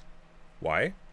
Because instead of being a sober conversation about the way the institutions exploit race politics to A, cover up their own complicity in institutional racism, and B, to cover their own asses for promoting academic frauds, Instead of that, it'll be, oh, look at all of these people who are defending someone who obviously resigned and ended it all out of guilt. And this other person who's a right-wing nutjob, but he has receipts. And this is what a lot of people will do, including people in the academy, by the way. Because here's something people need to understand. A whole lot of people will take, especially in academia, they will treat people like Kaufness with utter contempt in public, and then they will agree with what he says privately, and then act on that in terms of who they let in, who they take seriously, etc., in terms of determining what kinds of academic work actually is allowed to be done in the institution. Happens all the time. Why do you think people like Kaufness get their jobs? They're surrounded by people who are okay with them being there or who want them there. It's actually very hard to get into a university position as a professor. It's actually very, very hard. Which means if somebody gets in, it means somebody wanted them there.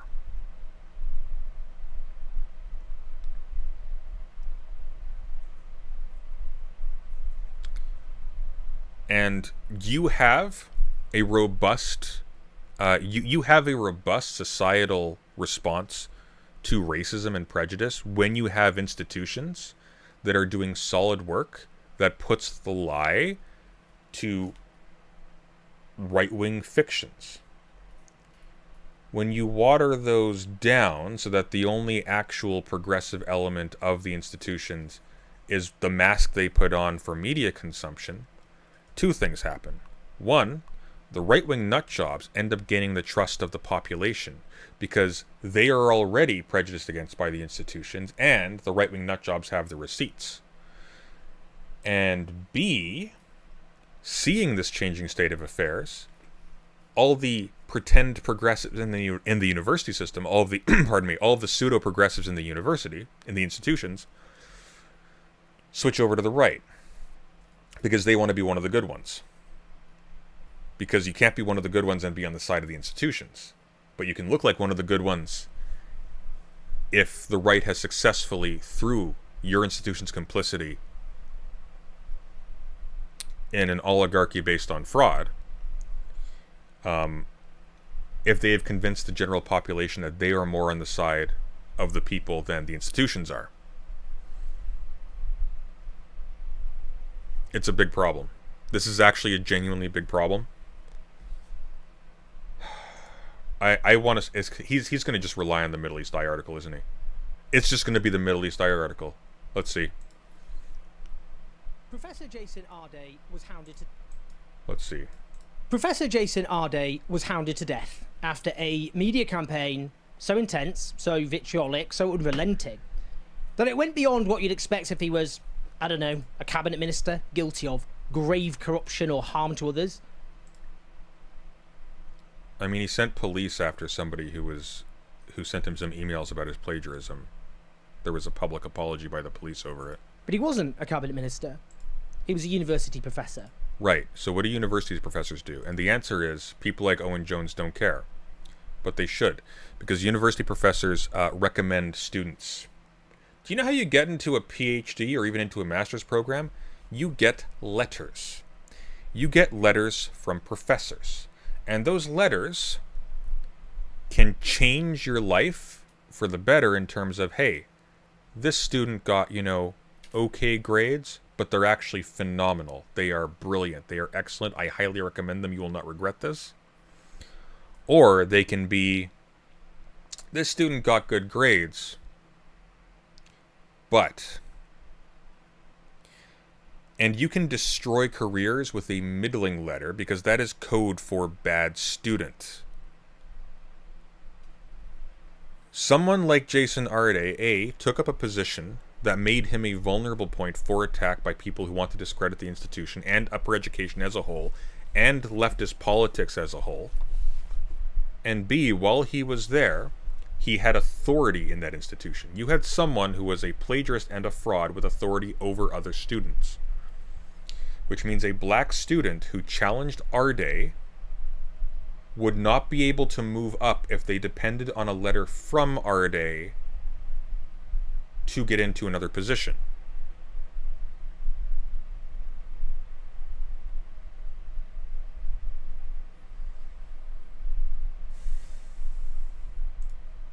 A university professor the vast majority of people had never previously heard of, and he certainly wasn't guilty of grave corruption or harm to others.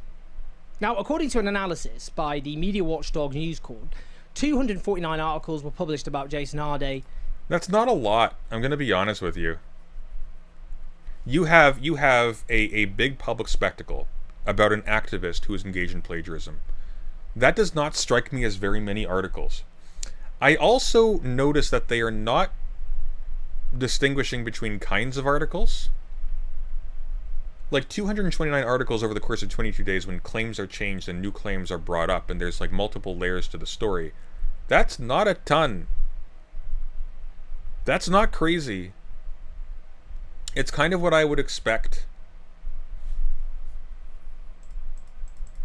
Like, here's a question. Did you know that Plattner was never actually proved in court to be guilty of sexual assault? Did you know that? How many articles about Plattner came out? Would we care if he died afterwards? Would anybody care? I doubt we'd be seeing videos like this.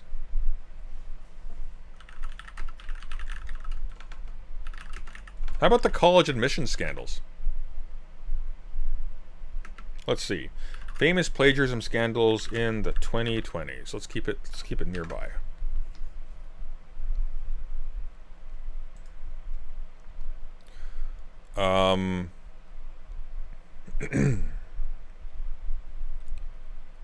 Let's see here.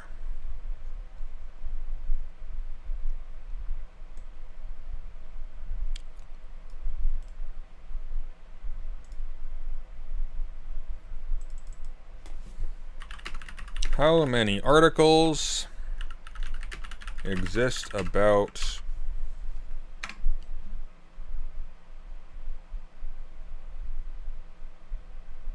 hundreds?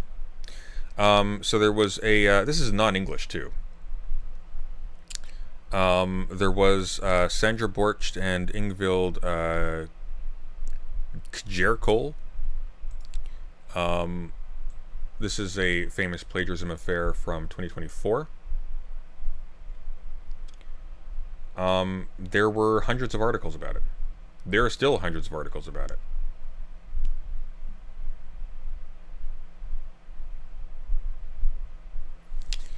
Apparently 20% of Bork's thesis was plagiarized from 6 other master's theses. So on and so forth, like the same thing, just copy and pasting material. Because it's labor theft. That's the function of it. The reason why people engage in plagiarism is because the actual research is a lot of work. Hey, your professor who holds the power over life and death because students get worked to the bone, and there is a massive problem with students self-harming in universities as a result of this, doesn't care to do the work. That's a problem. In just 22 days before he died. By contrast, they say, the UK media mentioned Peter Mandelson 119 times in the weeks after the Epstein files were released. In 2023, they additionally say, Yeah, but that's because your government's run by pedophiles. white Cambridge professor named William O'Reilly was found guilty of plagiarism, and only the Financial Times covered it. Well, because one of these was about a minor figure that people didn't otherwise actually care about all that much, because people are bored by this. And the second is that a bunch of these people who are reporting are complicit in that. And the third is that the Cambridge thing specifically targets class. The Epstein files is primarily of interest politically because it is used as a way to attack major figures who are associated with Epstein. However, they have been very ineffective for the most part in terms of actually destroying people's public reputations, and people are starting to treat the Epstein files as essentially politically toothless. This this issue puts the university system into the sights of a major right-wing media apparatus that is trying specifically to frame itself as populist and doesn't have any of its own members in the sites. Because the Epstein files primarily targeted liberals and right-wingers. There were two key claims made to present Jason Arday as a serial liar and a fantasist. One concerned his claim that he ran 30 marathons in 35 days, and another is his claim that he played semi... Let's be clear. This asshole does not care about Jason Arday. This asshole is very excited to make high-performing content grifting off of people who have an emotional desire to beat the people who made the claims. It's really gross. Because this defense will die. It will not survive the year. It may not survive the next couple of months. And that's it. Ooh, Coughness has now been suspended. Has Coughness been suspended? Well, some good news. Coughness has been an embarrassment for whatever institution he's around. I am curious, though. Let's see. He was suspended on the 20th of August. Yesterday. Interesting. Probably because of his victory lap. Ooh, good news. Oh, Frabjus Day, Kalukale.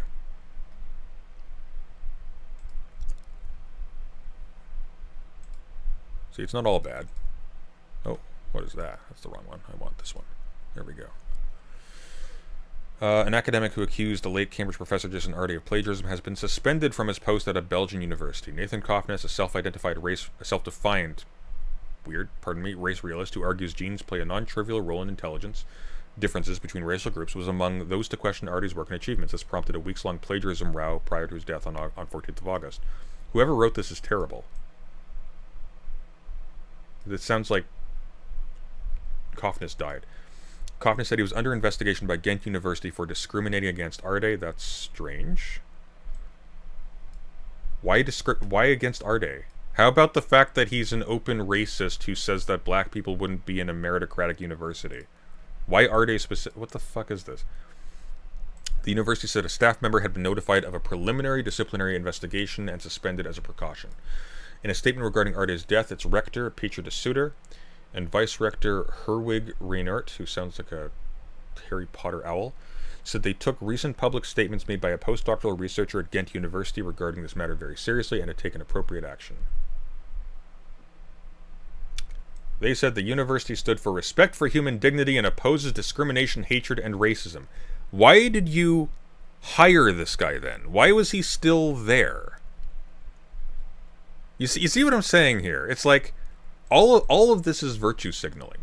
If they cared so much about human dignity and they cared about opposing discrimination, hatred, and racism, you wouldn't put people into positions of deciding who else gets admitted to the university or who passes or fails and what they get taught, who was an active, open race realist. Like, the only reason this happened is as a result of Arday's death, it is now a really bad look to not be disciplining this guy. Because he is embarrassing. Don't get me wrong. Correct decision.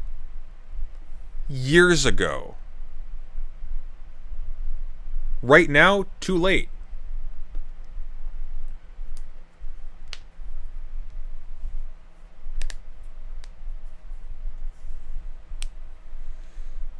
Plagiarism and writing BS papers are endemic when academics are systematically less able to actually read and do the research they're supposed to do. Well, and this is one of the reasons, again, why I actually have a lot of issue with people specifically targeting Arday.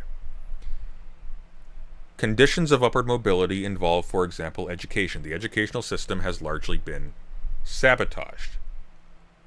What is a student who cannot compete to do but to fake it till they make it? The problem is, of course, you never make it. It's a rigged game. It's a rigged game. Arday was cheating in a system of cheaters. How can you blame him? And you can't actually. You can't actually. This is a systemic thing that produces someone like Arde. The system is supposed to filter people like that out and correct them early. It's not able to do that because it's corrupt. So obviously it's going to put people into that position because they are following the path that makes sense in their heads.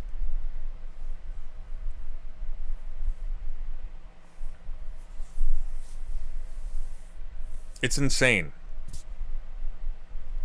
Schadenfrieda, thank you for the 10 gifted memberships. I appreciate that very much. I find this so disgusting. Because you guys hired this guy. You hired this human Q-tip. You hired this guy. By the way, why is it? Why do all of the race realists look like this? Like, I just really feel like this isn't a game you're gonna win, you know? Anyways. Like, I'm sorry. Let's see how this guy looks after running one marathon. Because whatever else can be said, this guy ran marathons. I don't know if he ran 30 marathons in 35 days, but this guy ran marathons. I have my doubts. IPS, how are you? I'm fine, I guess.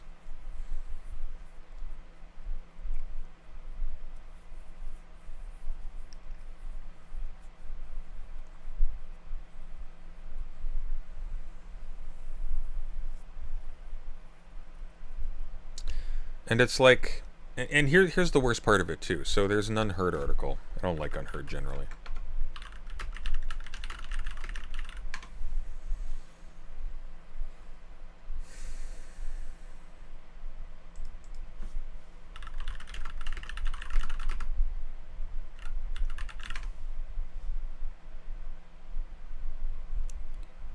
It is a highly conservative website, and I don't trust it for various reasons, because it too is incentivized to take advantage of things.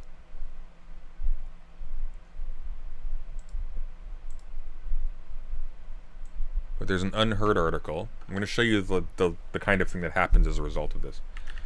Unheard article, Jason Arde teacher. Because this is the kind of thing that gets produced. This is the kind of thing that results from this. This is one of the reasons why this is such a... One moment, please.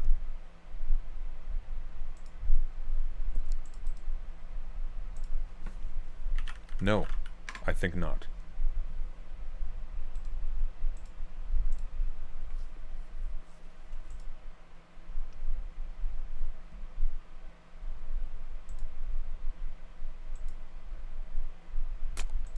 There we go. This is someone called Fiona Brown. Ooh, actually, maybe we can find her.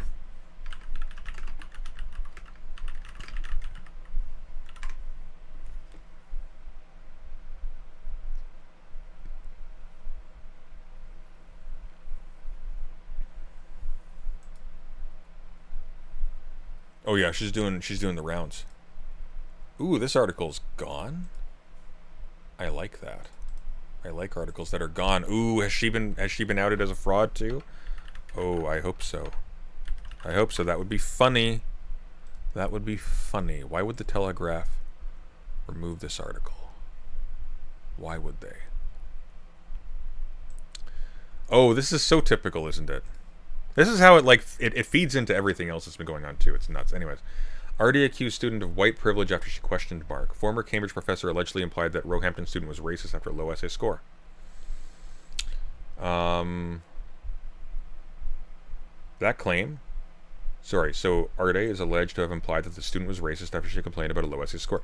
The worst part about this is how the hell... There's no way to prove any of this, but people will just believe it now. People will just believe it now. The former student described his reaction to being asked for feedback, saying, "I now saw a side of him I'd never seen before, angry but also scared." Okay, this is it. Jason Arde taught me, here's what I learned. The song lyrics were the first red flag. The way he'd ramble about Tiny Tempa or Eminem, or how black artists like Beyonce were sexualized by white men without offering any evidence to substantiate his claims. Why would you... Okay. That seems like a not particularly bold sentence there, but... Or else there were the film clips from Fish Tank and Kidulthood, but highlighting it deletes the D, the top line of the D, so it's Kidult Who, which is funny. Which you tell us to discuss without offering guidance on how to do so. You need guidance on how to discuss a film. And this was if he was even in the classroom at all. That's not good. He often arrived late and left early, once teaching for a single hour when 4 were scheduled. Now,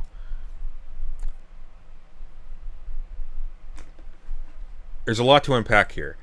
Sometimes in modules, at least in American and Canadian universities, I don't know exactly how it's done here, there will be time blocks for example, workshops that are not done every single class. And so, there may be, especially if you're an idiot looking at your schedule, there may be days where it looks like on your calendar, we are scheduled for 4 hours, but the curriculum actually only demands that they're there for 1. It's teeny? Okay, I don't know any of these people, except Eminem.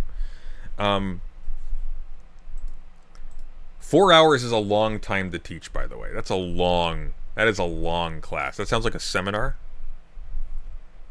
So when I saw Jason Arday's name in the news, my first thought was, finally. Which is a weird reaction. As a student on the education module Arday taught at the University of Roehampton back in autumn 2018, a module replete with music, but shockingly light on education, I can't help but have thoughts on the story that's unfolded over the last couple of weeks. For me, though, the real surprise is that it didn't all come out sooner. Before Arday arrived at Roehampton, university leaders enthusiastically told us of his amazing backstory. I was all excited. And then here we go. I can honestly describe Arday's teaching as terrible. He rarely used the PowerPoint slides. Instead, he usually sat casually on his desk. Oh no, he sat casually on his desk, giving his generalized views on racism without ever referring to any academic theories. Which is, again, weird, let alone those relevant to the Youth Participation and Identities module he was supposed to be teaching. I don't know what specifically this person thinks was missing based on this sentence. And here's the thing, Arday may have been a terrible teacher. We don't know. On the basis of his plagiarism, he was certainly not a great academic. We don't know. These are separate skill sets, by the way. Weber speaks of this in Science as a Vocation. He talks about this, actually. This is a known thing. Teaching and research are different skills. There are great teachers who are terrible or just non-productive researchers or writers or whatever. They just don't do a lot of positive work in terms of written contributions to this field of study, but they are excellent teachers. But also, I'm just going to point out, this black professor talked about music a lot and didn't stand up straight when he was talking to us, and didn't reference any academic race theories of racism when he was talking about youth participation and identities. And naturally, I gave this interview to unheard.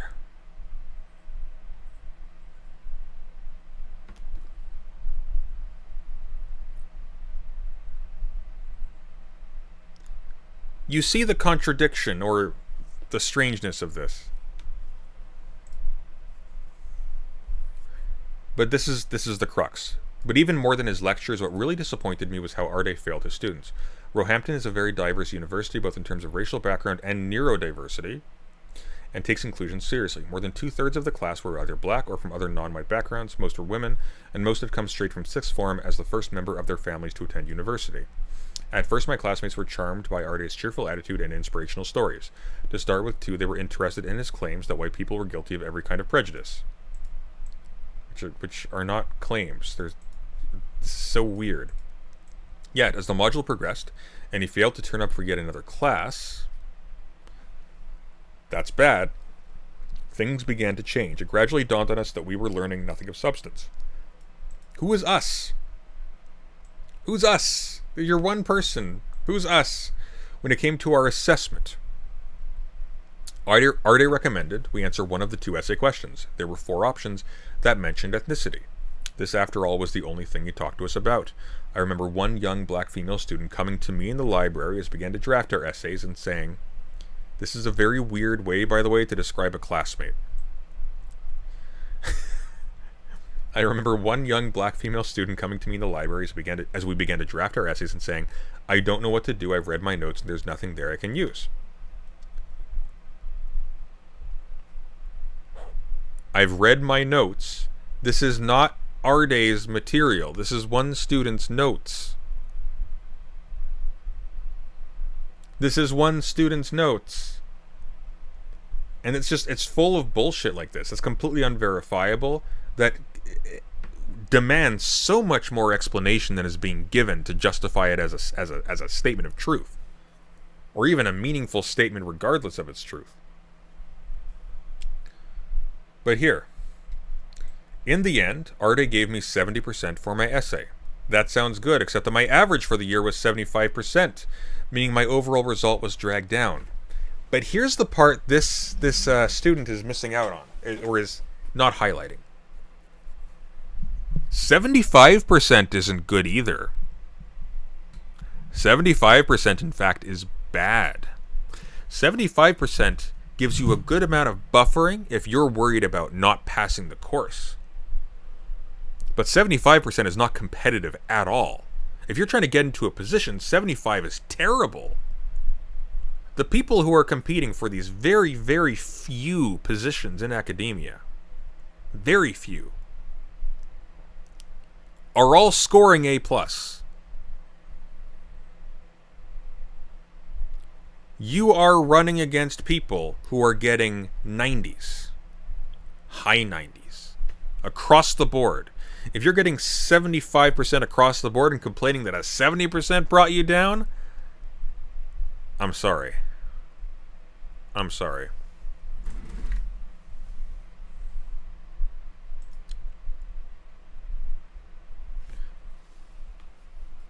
It's also in range, by the way.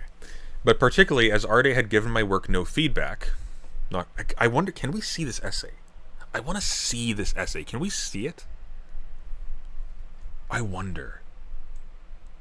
It must exist, right?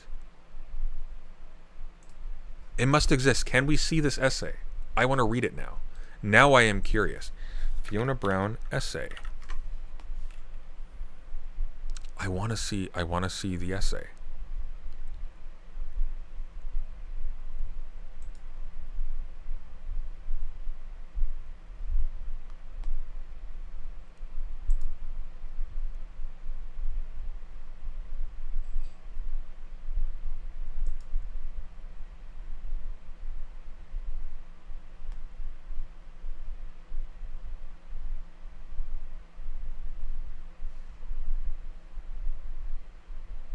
Hang on. Wait a minute. Wait a minute.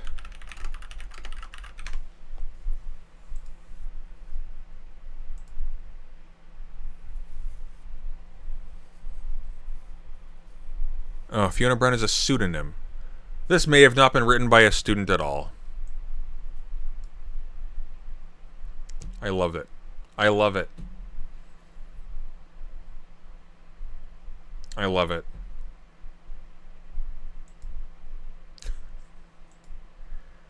Oh, this is so nutso.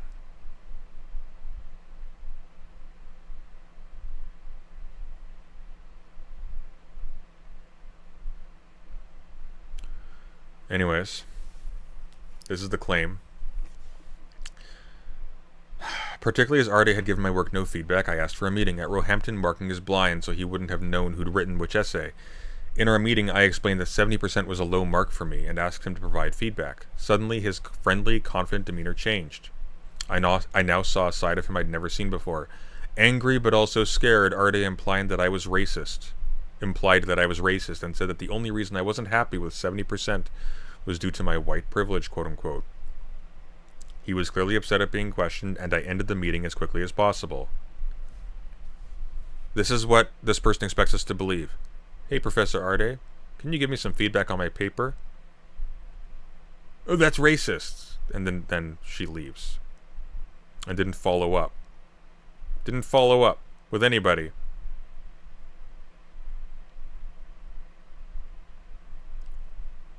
And it's like, some guy could have just written this. Some guy could have just written this. Where are the other reports of Jason Arde being a horrible teacher? Where? I'm not going to say he was a good teacher. I don't know.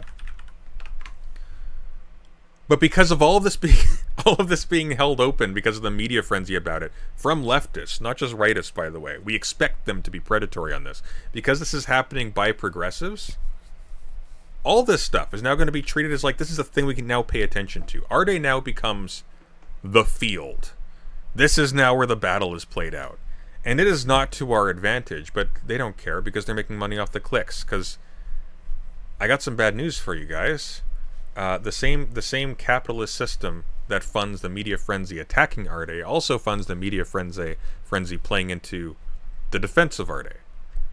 And there's no value to it. He's dead already. The issue is the institution. But now all of this is about the right-wing, left-wing culture war. Which is all, by the way, right-wing.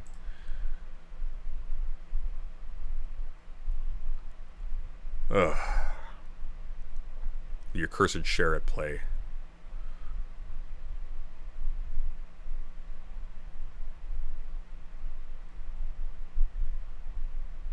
Why did you take a CRT course then? It doesn't even sound like a CRT course.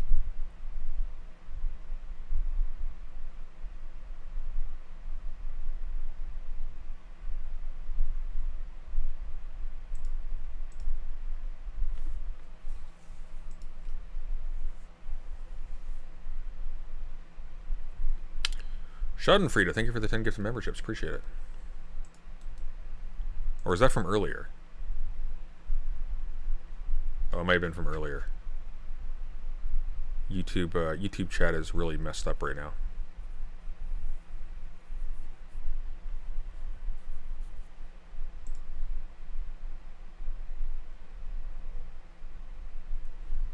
Anyways.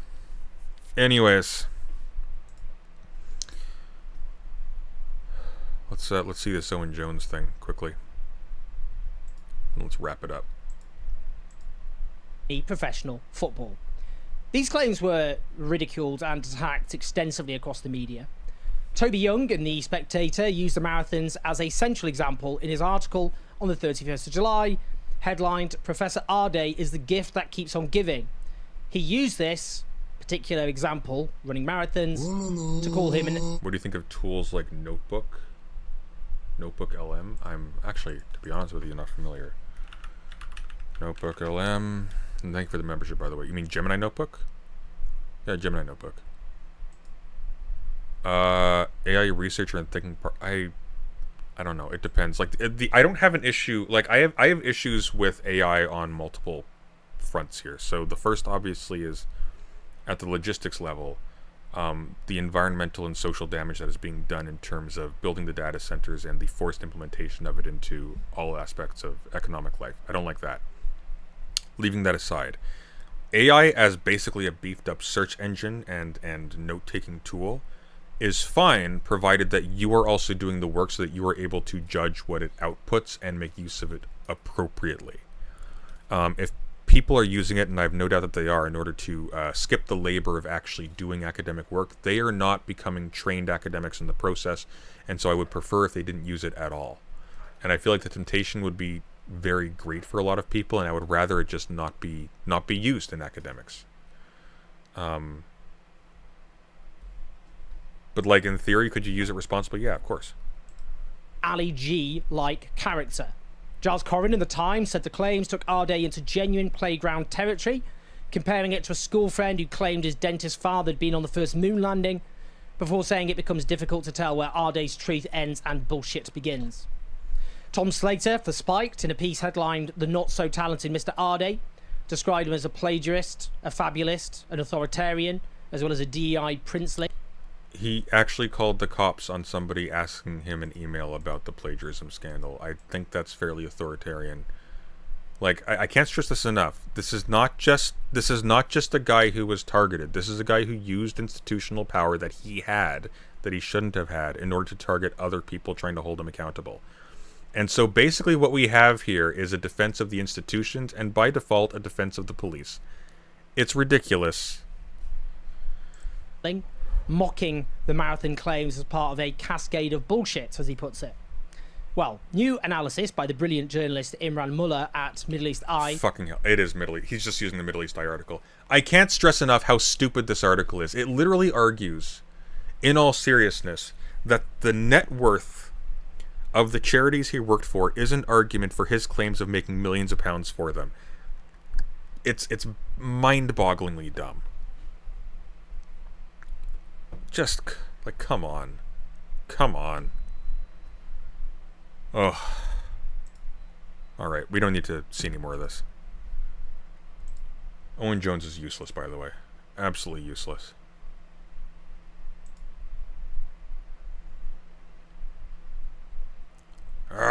Okay.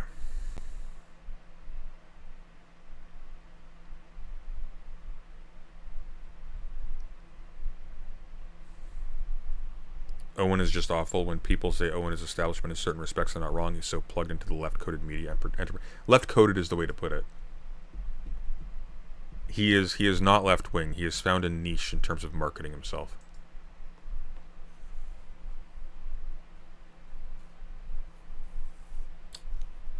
Okay, let's do one more thing.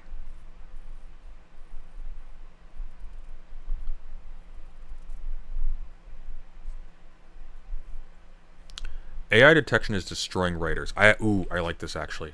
I like this topic. AI detection is actually kind of a big problem right now.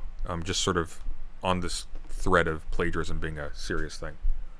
By the way, reminder, we are 38 away from a Fireside Chat theory video of your choice by vote.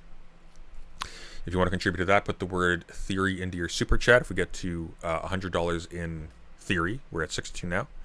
I will do a theory segment on the channel, and that will also culminate in a theory Fireside Chat video on this channel. Or on the Dark channel if it's bad theory. Okay, here we go. AI detection is destroying writers. Joseph Foley, I talk about this in one of my in my recent video of unsolicited advice, was responding to claims that his work was AI generated, and his solution was to say, "Hey, look, we need to have a special AI detecting program that's able to just tell when work is AI generated or not." And there are obvious problems with this. The first is that you're relying on the same technology that generates the stuff to be able to detect the stuff when it's generated. There are weird solutions to this problem that certain was it Claude, I think? Apparently they're going to somehow watermark their text, which is weird because it's sort of like they're going to say, "Oh, well, if you have this sequence of words, that is obviously AI." But like, that's not how language works. AI writes the way it does because it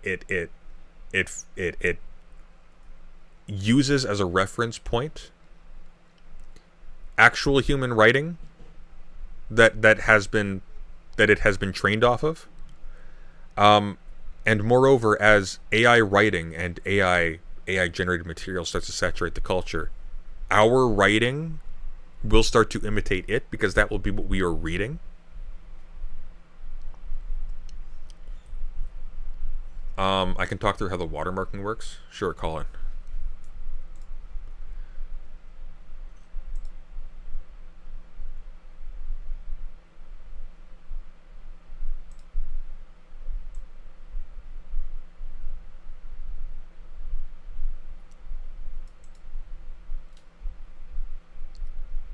Where are you?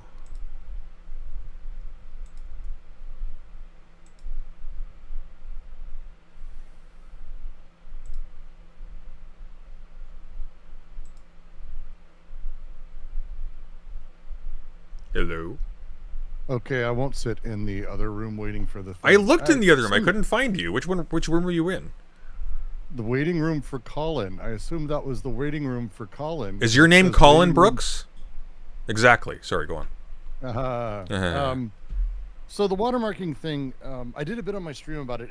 It's oddly complicated and really interesting in terms of like, it's actually exceptionally effective. Like, let me start Okay. with that. All right. Let's see. It's actually very effective. It is problematic in the way that it probably will degrade minorly some language tasks, like larger bits.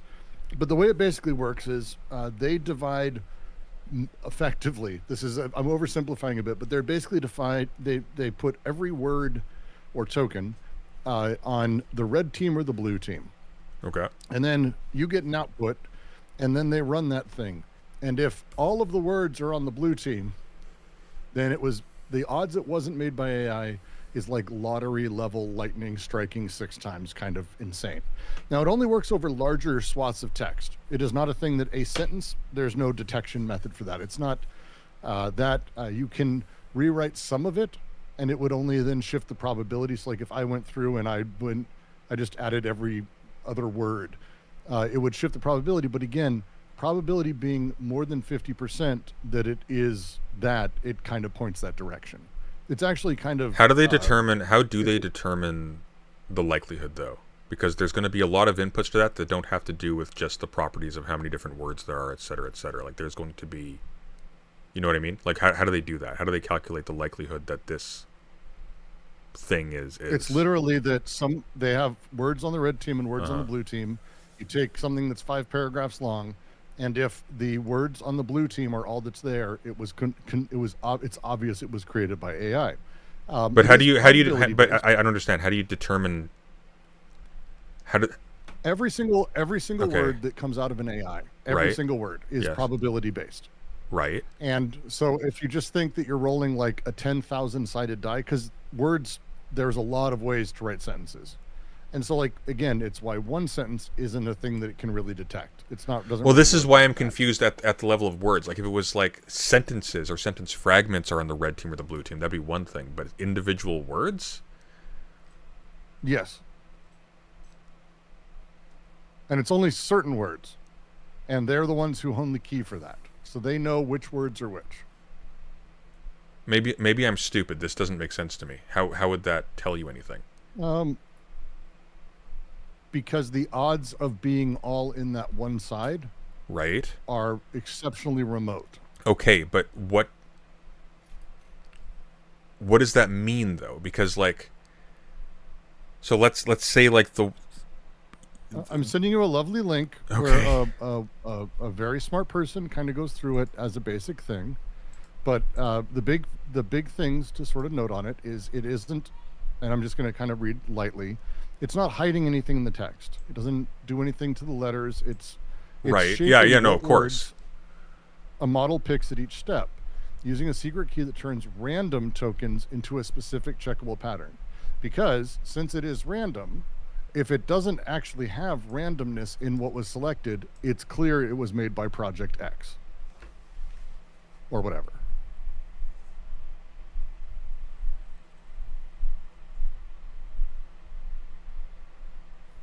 AI watermarking shapes which words a model picks at each step using a secret key that turns random token selection into a specific checkable pattern.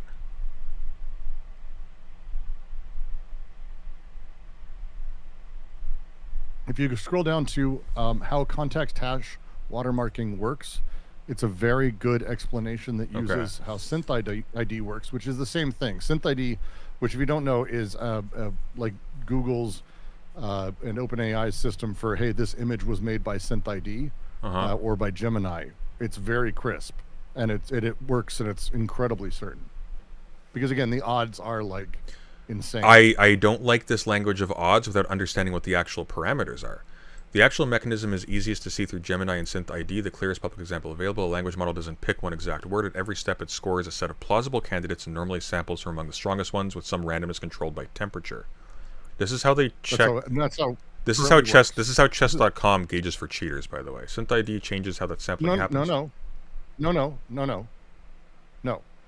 This, what you just read, is how currently all LLMs choose the next word. I wasn't. We're not at watermarking yet. I know. Synth ID.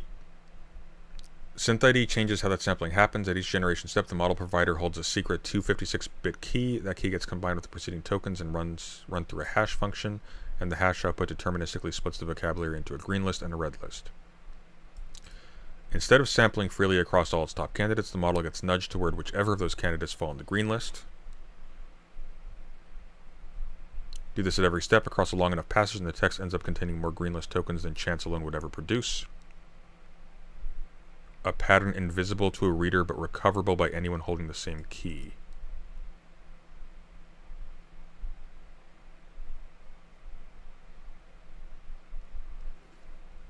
To anyone without the key, this looks exactly like ordinary random sampling because the green and red lists reshuffle. Okay, so this is where I'm having some trouble here, okay?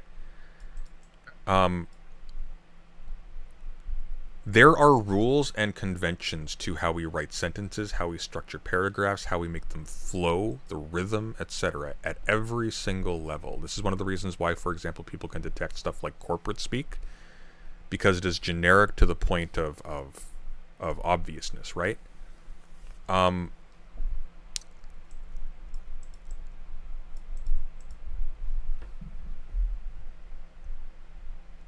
Word choice. There is always going to be an exceedingly narrow range of words that you will be able to choose for a given... Right. So, okay, let's start with a basic sentence, like the one I just said. Yes. The first word is let's. Okay. Okay? Yes. And let's start with a There's a lot of words that could come next. And what the system is doing already is it's taking the top candidates, and based on temperature and a few other things, it's choosing from among those. It is non-deterministic. It's random. Now, what this does is it takes all those top candidates, and using that hash key, the 256-bit key that they've got, it selects some as being green or red based on that hash key and the text that came before. And then it chooses a green one. Okay. And then it does it again for the next word, and the next word, and the next word. They're still all top candidates, but it's just changing and nudging the odds of what lands to being one of two sides of things that you cannot possibly know otherwise, because you'd have to have the key in order to know it. Okay. So, like, let's say we take a sentence, the archive does not remember, it merely repeats that which was recorded. Okay. Okay? Okay. That sentence. Yes. We talk about the word, and we translate tokens to the word remember, which is really the first one that has a little bit of what it could be. We could say the archive does not recall, the archive does not remember, the archive does not I don't know. I'm not able to do this really well. Pick a thesaurus up and figure it out. But there's a lot of words that could be there that are generally randomly placed in that space. Okay.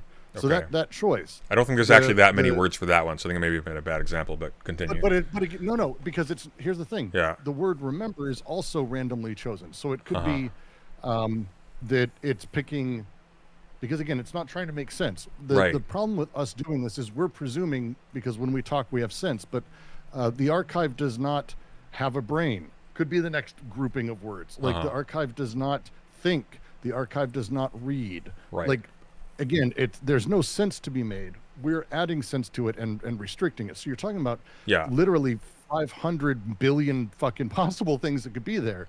So the preceding tokens, the archive does not. Each of these tokens have their own value that is set up. They're numbers. They're not seen. The archive is not a sentence that is like out there, right? Instead, it's numbers. And this pseudo-random function takes those previous tokens and adds them to a hash seed, which is just a huge string of numbers that's sort of, in this case, 256 bits of numbers. And that determines basically the entire, and again, the next word where remember could be fucking like 1,000, 10,000 tokens. And it goes, okay, based on the number of that hash, these tokens go on this side, these tokens on that. And it goes, so we select then from only the green. We call it the green because we're trying to make sense of it. But it grabs in this case, let's say remember, right? That in the green list tells us nothing about anything at all at this point. But if every single token chosen after that happens to also be in the green list, the odds after 2 or 3 sentences of it is astronomical. And you wouldn't notice Just because at the level of individual words, though, I still, and maybe I'm just dumb, I still don't understand how this would necessarily... because it's not individual words. That's the problem, is this is why LLMs, it's really tough. Well, you were saying words, so I was confused. So if it's not individual words, then fair. Because to us, it's because it's tokens. It's numbers. Right. That's why I was saying tokens. Okay. Well, that's different. So it's okay, numbers. good. Well, it's not... The next token would be 5647, right? Maybe. But in this system and the setup, the odds of the next token, it's got thousands of possibilities of what the next literal token could be, and it divides half of them based mathematically in this or that. Now, what we read as people is we read remember, and we read remember, and we continue the sentence, and let's say the rest is green. It merely repeats what was recorded, which is, I'm lying, but with 57, 648, 526, 6, blah, blah, it happens to all be green numbers. Yeah. We wouldn't notice because the sentence is basically, like, again, meaningless to the AI, and we didn't know what it was trying to say. It's not like it was trying to say anything. So if all of if all the rest of the numbers ended up being green, the odds of that happening are impossible, actually. Like, it's literally like one of those things. It's like just too fucking random. And it gets really complicated. Okay, so he gives an example. Simplifying. He gives an example. So say a model is completing... Really quick. Well, here's the problem. The example that she gives in the article is simplifying it, because we're talking about like red versus green, and it's just so we can conceptualize. But what happens is, like, the model is sampling 2 to a fucking 960th candidate tokens, like 2 to the 8th, 2 to the 50th, like insane numbers of things. And it splits those tokens into pairs. And each pair then competes. This is part of the normal setup, but they're adding in just this other little step that shifts certain things. We call it, the term they use is tournaments. We as humans call it tournaments. But it's not boosting anything or suppressing anything. It's making things fight, and everything that wins needs to be green. It's pushing towards that direction. So okay, here we go. This is answering the question that I had. This is the part most explained to skip, and it's worth sitting through before we treat watermarking as a solved problem. The math above assumes real candidate diversity at each token. Plenty of text doesn't have that. Whether it's a block of code, a list of factual dates, or a name spelled one specific way, there's often only one correct next token or close to it. No meaningful candidate pool means no meaningful watermark signal. That was my issue. Regardless of how good the scoring function is, low entropy content, like short LinkedIn posts, is watermark resistant almost by accident. The confidence numbers above also assume a long enough sample. Short outputs, a tweet, a headline, a 2-sentence reply, simply don't give the statistics room to work. You need volume for the pattern to become improbable by chance rather than merely unusual. Cross-model laundering is the other gap. SynthID can tell you whether the text came from a Gemini family model with a specific key. It can't tell you whether a different provider's model produced the underlying draft, and heavy multi-pass rewriting, drafting one model, polish in a second, translate back, degrades any single model's fingerprint layer by layer. C2PA takes a different angle here by attaching verifiable provenance metadata to media as it's created and edited, closer to a chain of custody than a statistical fingerprint. That makes it useful for images and video in a way token level watermarking isn't, but it depends on every tool in the chain actually participating, which is a coordination problem. Detention acts as itself as asymmetric. You need the secret key or access to whoever holds it to run the checks with any confidence. Third-party AI detector tools that claim to spot watermark text without that access are mostly pattern matching on style, not reading a cryptographic signal, and their false positive rates reflect exactly that. Okay, so that makes more sense.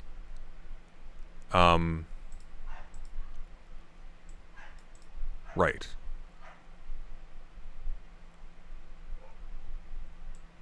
Interesting. I actually think this is horrifying for a reason that I don't think people like understand how awful this is. Okay. and there, anytime you have a corporation who's happy to do something because the law tells them to, and also when they've lobbied to have the law made, it's worth taking a moment and being like, wait, why would they want this extra step? Because they did. They lobbied. This is because of a law in the EU that Claude helped back. Okay. So all models made from, I think it's the first of this last month, any new models have to have this built in or they can't be used in the... I mean, my kind of And so- immediate dumb thought on this is that basically now Claude can claim to basically have the Anthropic can basically claim to have the same social position as something like Snopes or something. They can just dictate, hey, this was AI, this wasn't, etc., etc., and there's no way to verify it because they're the only ones who have the code. But go on. Yep.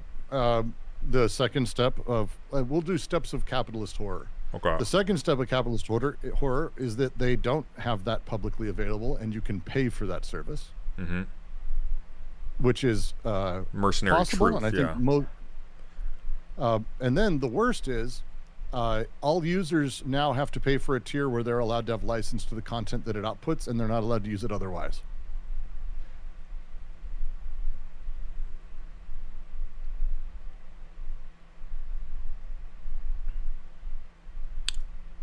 Well, that's where my money is. Yeah. Yeah, that's where my money is that they already have basically all of these companies, Google, OpenAI with Microsoft, Claude with everyone else. They already scrape everything. Mm-hmm. So if you post a tweet or you post some code on GitHub and you don't have the right account, they'll DMCA you and you're gone. Because they just will have bots going, is this green? Does this count? That's not linked. Sorry, you're not. That's not part of that allowed thing.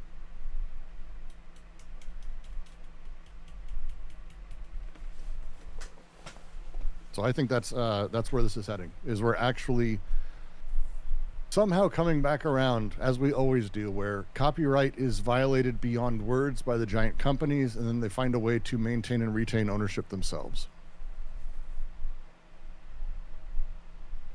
I like how you've made Peter Coffin kick himself in the nuts again. Well done. Sorry. Oh, it's just where it goes. Sorry, it's just Peter. where it goes. Yeah. That's just where it goes.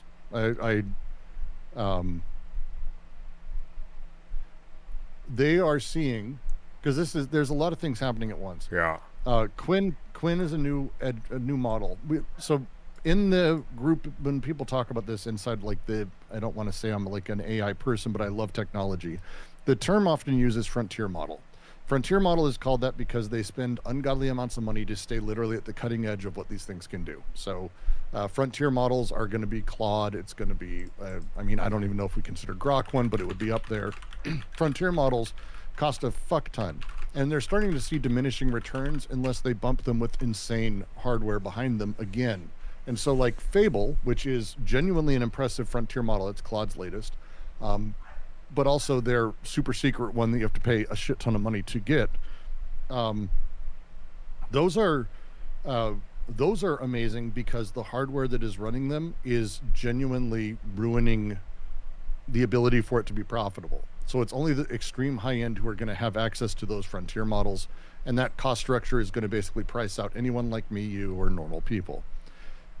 They were fine with this until Quinn came out about a week ago, QWEN. The latest Quinn is basically on par with what was 3 or 4 months ago, the frontier model by, like, it's like Opus 4.9, Opus 4.8 at least, which is insane because I can run it on my 4090 at home.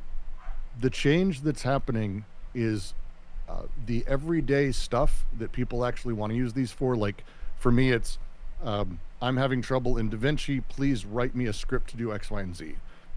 Hey, in Unreal, I need a blueprint that is actively tracking comments and issues that people are putting in when they get committed.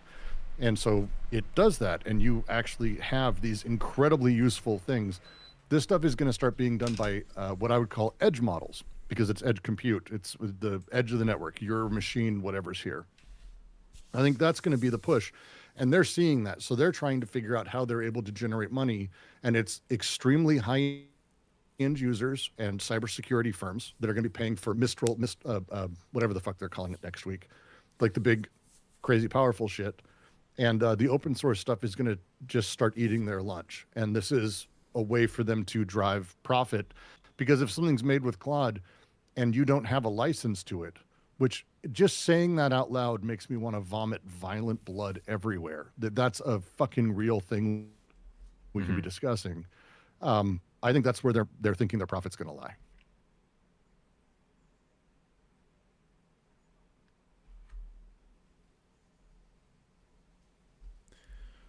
That makes sense. Yeah.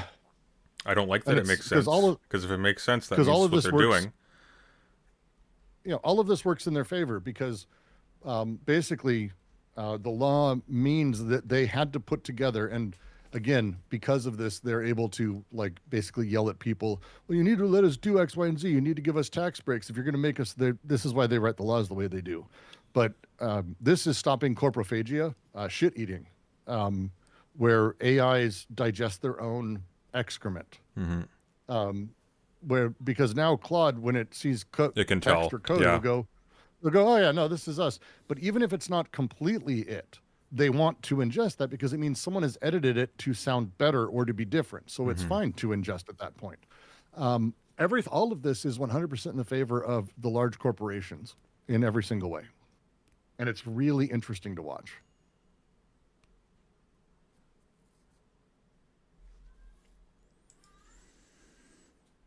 And again, I encourage people, humanity has a wonderful way of over and underreacting. Do not use AI to do book reports or whatever else. Don't waste your time by letting it think for you. Never allow yourself to be captured by machines that are made in the image of man's mind. Great book once said that. I believe it was Jesus. No, it was Moby Dick, actually. Or Muhammad maybe. Muhammad Jr. Instead, the thing to do is to understand that some Odyssey spinoff, okay, to make it topical. Yeah, there you go. The ability for you to instead start actually utilizing these projects to build tiny tools that improve how you interact or what you can do in the world. That's actually where the primary money is in terms of like your own capital and your own personal worth.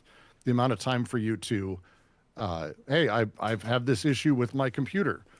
Hey, I need you to I always tell the story because it's my favorite one. I have like 12,000 PDFs from all of my philosophy shit in academia.edu and all my Anna's archive that are not, we'll just say formatted properly. But I just wrote a little script that used a local llama setup and an old Quinn model. And it just ran over the course of 3 days and renamed all of my PDFs so I could find things. Like it's insane. Like that kind of stuff. Don't waste your time doing things. Get it to do those things for you so you can go be creative and make things.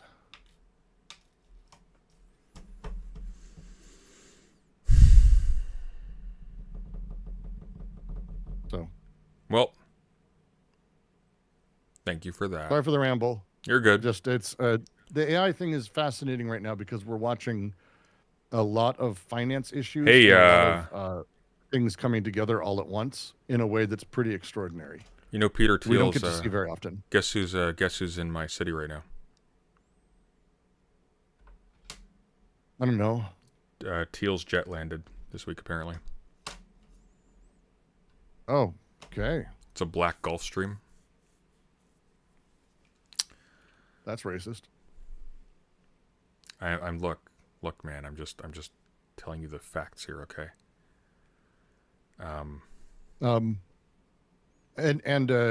If anyone wants ever help with the AI stuff, I'm happy to genuinely help with it.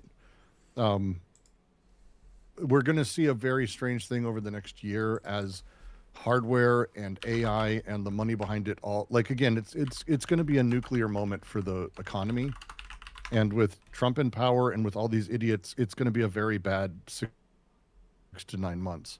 But it is a thing at this point to be ready for and realize AI isn't going away.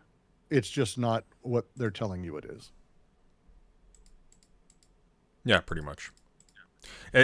I'm finding it so odd, like the obsession by people who I think about this with like the art issue as well. It's like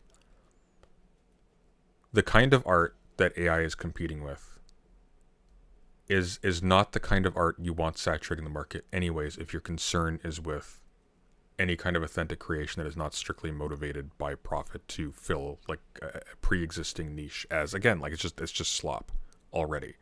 It's just a matter of the efficiency with which it can be produced and how much money you can extract from its production.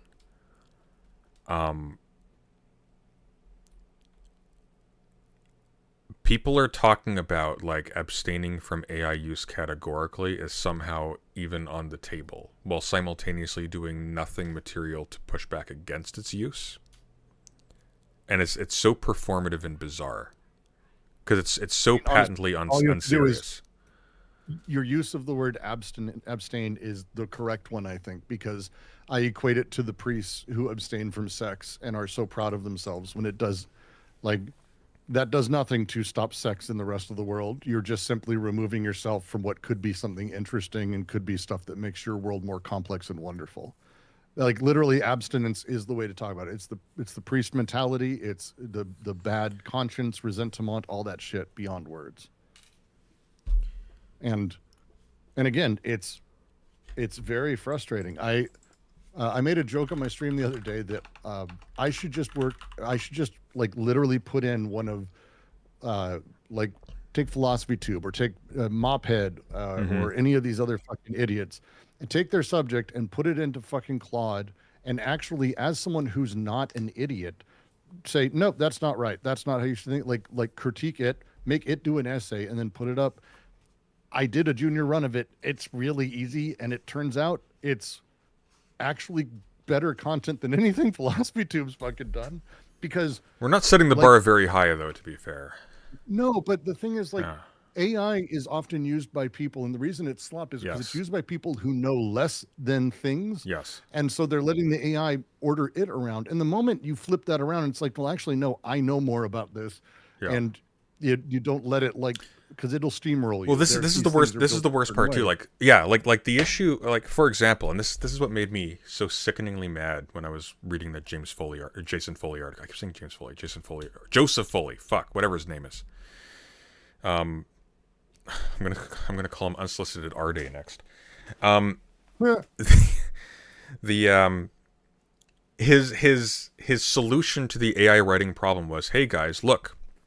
I've got or the accusations of him using AI to generate his scripts. Look, here's me rapid fire typing like Bruce Almighty, with no thought, no plan, no references, no citations, no referring to any source material. Here's me just look, guys, I can type, I can move my fingers and push button fast. Do you actually get to see his fingers and what keys they're hitting while the screen is showing the keys that are on it? Or is he just like doing it like something out of CSI? I don't know. Oh, no, you don't see his fingers. You don't see his fingers at all. Can I show you it? Oh yeah. Oh, I'm dying to see. Okay, it's you'll love this. I have it in my last Fireside Chat video.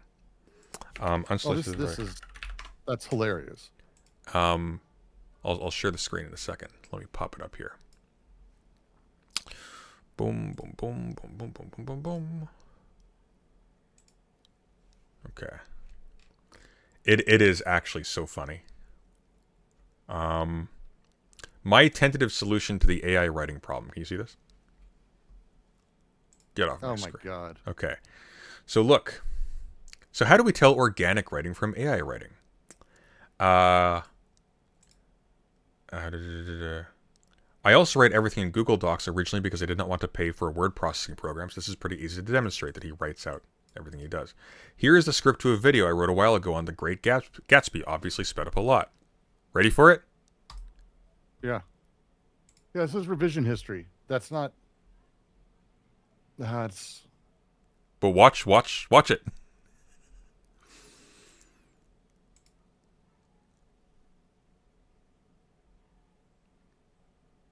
Can you do me a favor and skip halfway through? Yes. Because is it just straight up him going... Look. I hate this. Non-stop. And by the way, we can pause this and you can look at these points that he has ahead here.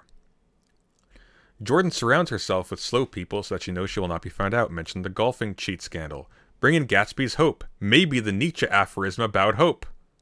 Imagination as a desire intensifier. Gatsby is described as a penniless young man without a past. Mention Tom's wish to control everything. And it's like... I think my favorite part about this is that this is supposed to prove that AI couldn't do this. Jesus Christ. And it's like, sir.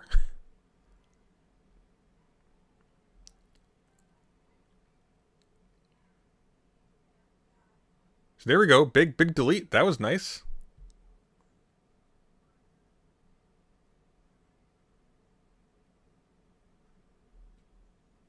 But the best part about it is let's say we take this as proof positive. He doesn't use AI, okay? He doesn't use AI to generate a script at all. Not at all. This is all homegrown, real human writing. It's shit. Like, he's putting zero thought into it. He is very obviously just writing as fast as he can to fill time, to hit an algorithmically friendly word number. And AI would probably do a better job if that is indeed what's going on. Because he very clearly doesn't understand or care about any of the material he's working with. And the worst part about it is, one of the things that I would suspect from someone who is writing an essay like this is that they have bullet points written by AI on a separate window. And they're just rewriting it. Pause it. Yep. They're not in a separate window. What do you mean? I mean, I'm pretty sure he doesn't intend to leave. Talk about how Nick's sense of superiority leaves him alone and without Jordan Baker. It would be one thing if he did not associate with him. Then the next one, complete the section by summoning up how everyone isolates themselves in their lives, then lead into the section about aesthetics. Mm-hmm. He's literally got the outline that he's just typing over in there. But he doesn't have it at the beginning. He's added the outline as he goes. Yeah, he does. Right? So we start here. Great.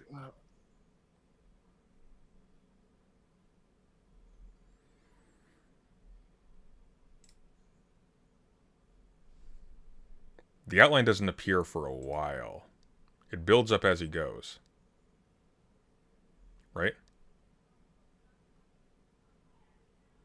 It's so weird. It's weird. Because there's no plan. It spills. And one of the things that you will do when, for example, you are writing an essay on an academic topic is you will have the material with you and you'll refer to it. And that's not what's happening here. It's literally just referring to itself. So it's like, the worst part, of course, I mean, maybe not the worst part, I don't really care. Well, if I may say what I think the worst is that I wouldn't be proud of any of the things that he's ever written. So being exactly. Yeah, I actually did write those. It's like, yeah, but we were saying that it's AI because it's nonsense.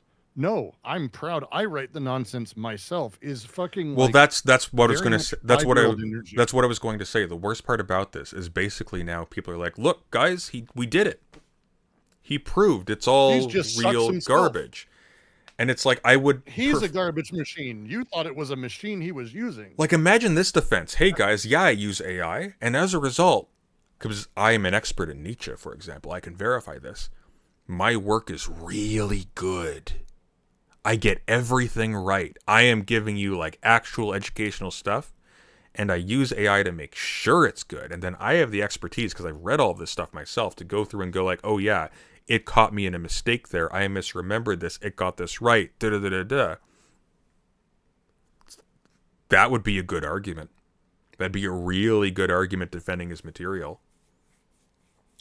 Instead, he's playing into the, oh, look, listen, guys, the real battle here is making sure this is all human. Like, as if the AI generation wasn't entirely being trained off of human material.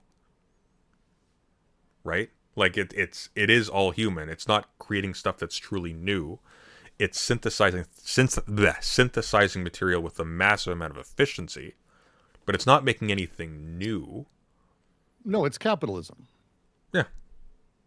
But we're fine with that. We're fine with that now, provided that it is human flesh that is being, more directly in the production line. It reminds me of there's a I really used to love Kevin Smith, and then Jay and Silent Bob Strike Back. There's a scene where they're filming Good Will Hunting 2, and I still think it's one of the funniest things. Is the cops show up, and someone yells at Ben Affleck, "Oh, Ben, another dead hooker?" He goes, the dead hooker yesterday." It just feels like that kind of energy. Like, I wasn't in my trailer today. That was yesterday. There was a dead hooker. It just feels like you're shit. You're being shitty, and you're bad at what you do, and being proud that you're bad on your own is just, fuck, dude. Man. And it's just like I hate all this, dude. Yeah. And it's just like, at no point in any of this does he defend his work as good. Doesn't do it. Ever. And nobody asks. There's one comment here, and I pointed this out in my video. Like, "Hi Joe, maybe I missed an episode here, but do we need to verify that a post is not written by AI if the end product is indistinguishable?" And the response is wild to me. I think it is ultimately a matter of taste. If you don't mind whether something is written by AI or not, then that is fine, but another person might want to know. Cool, we're happy with this. And it's like, but it's garbage, though. And there's a flip side to this where it's like, what if his work was really good and you found out it was AI? But he wasn't falsely claiming that it was all, like, made by hand. You weren't paying him for his talent. You were paying for the product. And you were fine with that. And the work was actually good. Philosophers could look at it and go like, oh, this is actually accurate. The argument that, oh, well, this is AI, nobody would really care. Because if AI was actually able to generate good philosophy, and sometimes it can, if a philosopher or somebody who knows the material is able to look it over and verify it, why would you not make use of that? That would be so stupid. Dude, this is like you can like even like separating out like all of the like the logistical things, all of the like the ethical challenges in terms of its implementation, it's the way it's being used to like steal land, etc., etc. The environmental problems. Like, once you have that information, would you throw it out? Like, obviously not. But the best part about all of this is it's basically convinced a whole bunch of supposedly progressive people that they are massive favors. They are massively in favor of defending private property, and they are massively in favor of mass-produced slop, provided it is made by hand. It's like when it says hand painted on like a figurine or like a trinket or whatever, and it's from a sweatshop.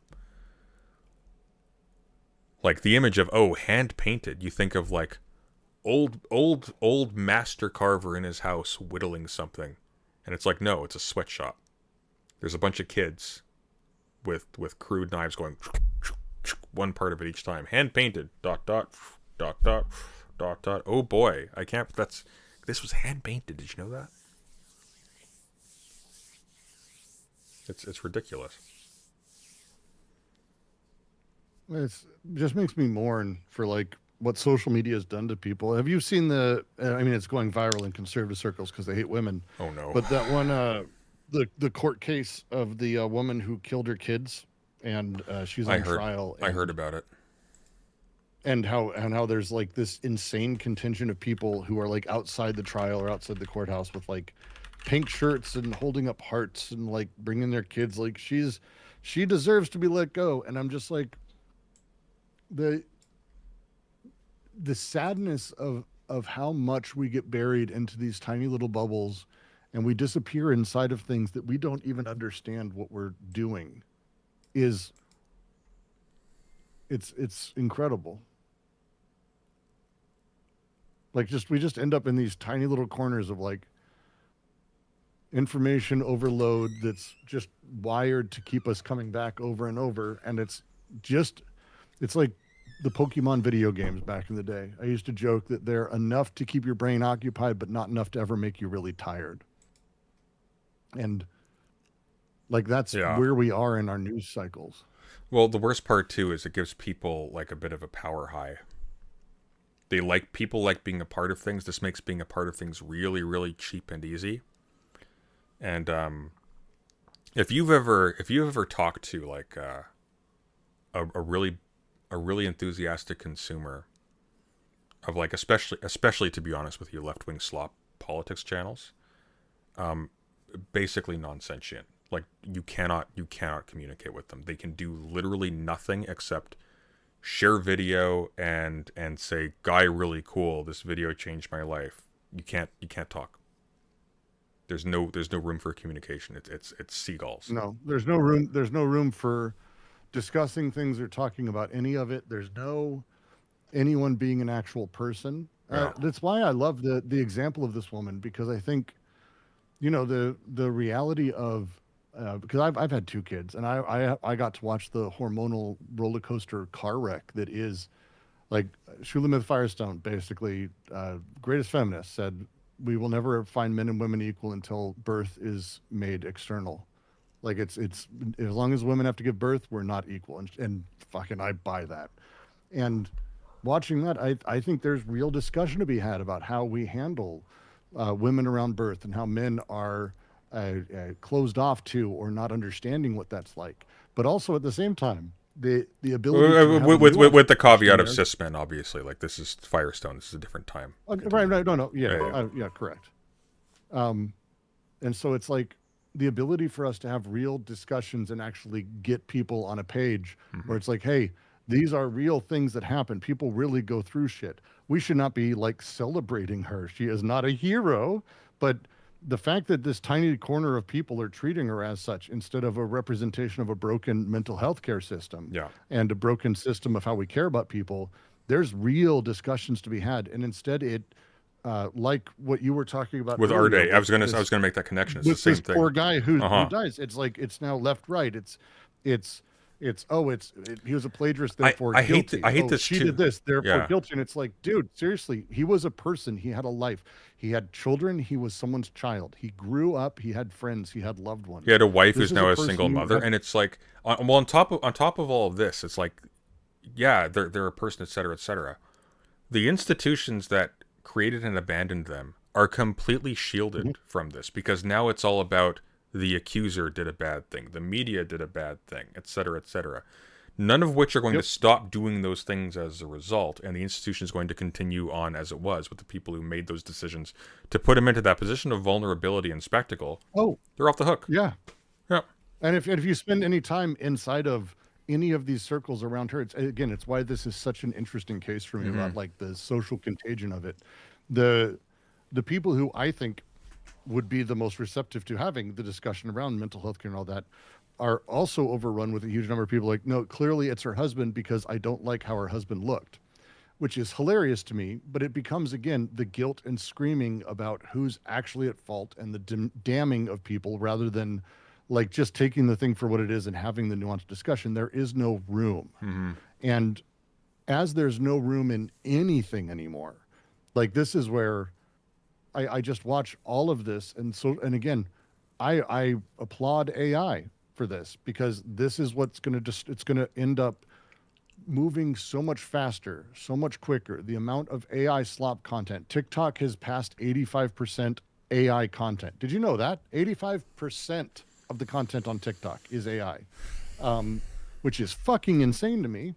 And that's from them. You've seen YouTube Shorts, right? It's the same thing. I think YouTube Shorts is like it has to be something crazy like 90% AI. They don't separate Shorts out from regular YouTube in the studies I've seen, but really? I would assume it's not far from that because again, it's all 15-second clips. It's like Facebook video and all that shit. But those videos are made now because they can be, and they can be made so fast. It's not one person who is anti-trans who makes a video ranting about trans people. Now, or even cynically, let's say they're a grifter and they go, I can make money, I'm going to go talk about trans people. Now they can make very specific videos with very, and granted not great, but specifically anti-trans in 92 different ways, and then also confusingly pro-trans or non-pro-trans in 90 different ways. And you can upload videos to YouTube via API. Did you know that? You don't I have to use the interface. You can, I did can I do it did by know a that. command Well, line. that's where a lot of these AI slop channels are just like shovel. There's not a guy It who's like is. uploading it every single day. It's just automatic. Like Correct. It's all automated. And so you're at this point where, because of that, then when the algorithm gets those videos and they resonate with a more specific person of time over time, and they have such a specific tiny pocket of people and datum and things that you are, and they're aiming it at you, you don't realize it until you've got this tiny little world that only a handful of other people share, but it feels like there are so many. And it's genuinely a nightmare. Man, don't you miss the days when you would just be in these giant Facebook flame wars with people? And there would be actual stupid people in the comments. You'd actually be engaging with actual people, and you were pretty confident most of them were humans. Like 10 years ago, they were still bots, but they weren't like that. Dude, I remember a time on the internet where I was certain there was no such thing as bots. Like, everyone you talked to was another person sitting there. Yeah. And it was safe to bet in the old AOL days, generally speaking, like way back when I was like 15 to like 20, like Yahoo Chat even, people didn't have multi-box that shit. That didn't really come until the mid 2004s ish. And then as the world sort of expanded and it shifted, yeah, it's you don't even know who you're talking to or what you're talking to anymore. And again, the content we're getting, and that's why people like Mophead, who we were just looking at, and Alex O'Connor and all these grifters who don't stand for anything, and they don't have any depth in any meaningful sense, because they don't have anything they want to get out into the world. What they're doing is literally giving the world what it wants. And capitalism will let you do that until it doesn't need you anymore. We're going to raid into the GSL because they're doing a community night. I'll be joining as well. Brooks, you're going to come and play. You're going to come and play Among Us with us. Oh no! What, Among Us? Among Us. We're playing Among Us. What is it? 2015? Apparently, they can. August says that they can run the original build or something. So I'm hoping they can do that. Oh my god! The original build of Among Us. I'm so excited. That'll be great. It was better. They ruined it. That'll be fantastic. I've got to talk to my parents about it, though. I'm not sure. We'll find out. That'll be fun. I'll be busy playing real games with competition. All right. Well, you enjoy your Fall Guys game. I will be on the GSL in about 10 minutes. Deadlock in Dota 2 and Deadlock Dota 2. All at Counter-Strike. the same time. Oh, all those over the course of the night. Sure. All right. See you at the GSL with less enthusiasm now.